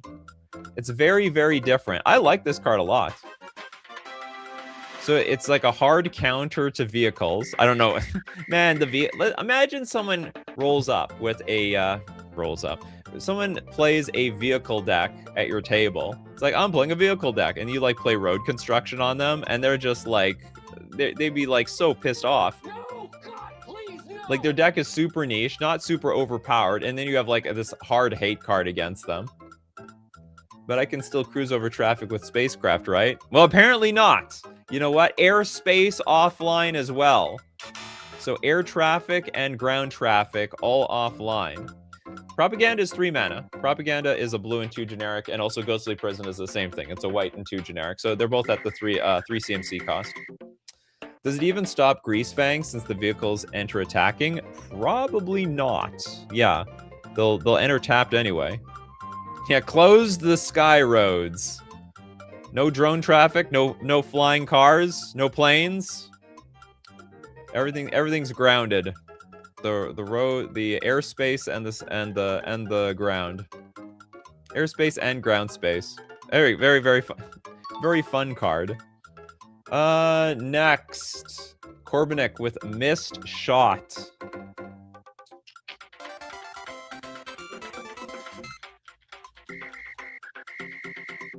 Missed Shot version 2, apparently. It's a 0 mana instant. The spell's color identity is blue. You can just say the spell is blue. If a spell or ability would deal damage to you, prevent that damage until the start of your next upkeep. What? So like it's gonna inflict damage later? During your next main step, pay 1 or you lose the game. I don't get this card. Okay, so if a spell or ability would deal damage to you, prevent that damage until the start of your next upkeep. Oh, no, sorry. It's not any source. It's just like if anything deals damage to you, you prevent it. During your next main step, pay 1 or you lose the game. So it's fog. It's blue fog. And if you don't pay for it, you're dead. How does this card work? It's just blue fog, right? Spell or ability would deal damage to you. I want to say, okay, is this broken in blue? It's free fog. Force of negation for damage? No, well, there's no force of negation for damage. It's just fog, right? It's fog. It's a pact of fog. And to be honest, fog is cheap. Like fog is a singular 1 mana. So it doesn't seem crazy to have like power creep fog. If anyone, unless somebody knows how to do it, if a spell or ability would deal damage to you, prevent that damage. Oh, you know what would be different actually? Spell would deal damage to prevent that damage. There might be some cards that you, because it didn't say combat damage, it's any damage. There might be some spells or abilities that would deal damage to you and that you would want to stop. But Missed Shot would actually prevent it from happening. So it could be a danger. Like it could be another, maybe not danger is the right word, but it could be another, what's it called? Angel's Grace. This could be like Angel's Grace number 2. for spells or abilities, not combat damage. Exactly. Oh, it's very specific, actually. If a spell or ability would be deal... Yeah, so, it's the non-combat damage fog. Damage can't be prevented this turn. That, yeah, well, yeah. Typical red mage, destroyed everything but the thing that you aimed for. Correct. Okay, cool card. It's probably not broken, even though it's... You know, whenever I see 0, I get very, very scared. Very, very, very, very, very scared. Okay, there's one more person that didn't get a card. Who is the person who didn't get a freebie? So we got Corbinick's missed shot. I got... Oh, did we get Arethusa's Yun Lee? Yun Lee. Okay, the Sword Master's Prodigy. Okay, this is a 4-mana 3/6 human warrior with vigilance. Whenever Yun Li is dealt damage, Yun Li deals 3 damage to target creature if this is the first time this ability has resolved this turn. So whenever Yun Li is dealt damage, this thing will deal 3 damage to target creature. Okay, so you deal damage to me, I deal 3 damage to you. If it's the second time, Yun Li deals 6 damage to target creature. If it's the third time, Yun Li deals 6 damage to target creature. If it's the third time, Yun Li still deals another 6 damage to target creature. Then Yun Li deals 9 damage divided as you choose among any number of targets. This feels broken to me somehow. I don't know if it actually is broken. Literally, yeah, literally enrage bait. There's so many cards that will deal damage to your own creatures. Not to mention you could like cast Earthquake on this. Whenever Yun Li is dealt damage, like what the hell is this? So 3 damage, then you deal 3 damage, then deal 6 damage, then the next time it deals 6 damage and then 9 damage? That's a lot of damage. That's a huge chunk of damage. Is there any way to break this thing? It looks like someone, the design looks like it's playing with fire. Big time. But I can't tell if it's broken or not. I'm gonna put this in like, I don't know pile. Very, very, very, what's it called? Yeah, now that's a lot of damage. Flex tape can't fix this thing. Originally, it was 4, 8, 12. You know, it should be more like 2. Can it damage itself? Whenever Yun Li is dealt damage, Yun Li deals 3 damage to target creature if this is the first time this ability is triggered. So okay, it's got to be, at the very least, Yun Li has to deal 3 damage to another target creature. Otherwise, if it's dealt 1 damage, you can just deal 3 damage to itself to deal 6 damage to something else. And then I think that, well, I wouldn't say it breaks her. And what if she's indestructible? You can just deal 3 damage to herself, then 6 damage to herself, and get straight to the 6/9 part. It has to target something, so if opponent only has 1 creature, you'll eventually kill herself. Maybe. Oh, interesting. So if there's nothing in play, she actually spontaneously combusts. So she'll deal 3, then she'll deal 6, and then that's it. She's dead. And it's all over. Okay, very interesting. I have no idea if it's fair, though. No idea. Okay, I'm going to end the show on Epic Moment Guru. You guys have been so patient. I want to get everybody's cards. The World Time Stop. We got more time stops? The World... Let's see if I can get this card properly. Uh-oh. Did you just post this? Oh, here. Here's the thing when posting cards. Make sure you actually write the name of the card, because when I search it up on Discord, I can't, like, you know, Discord cannot read your cards. You know what I mean? What the hell is this? 6 mana.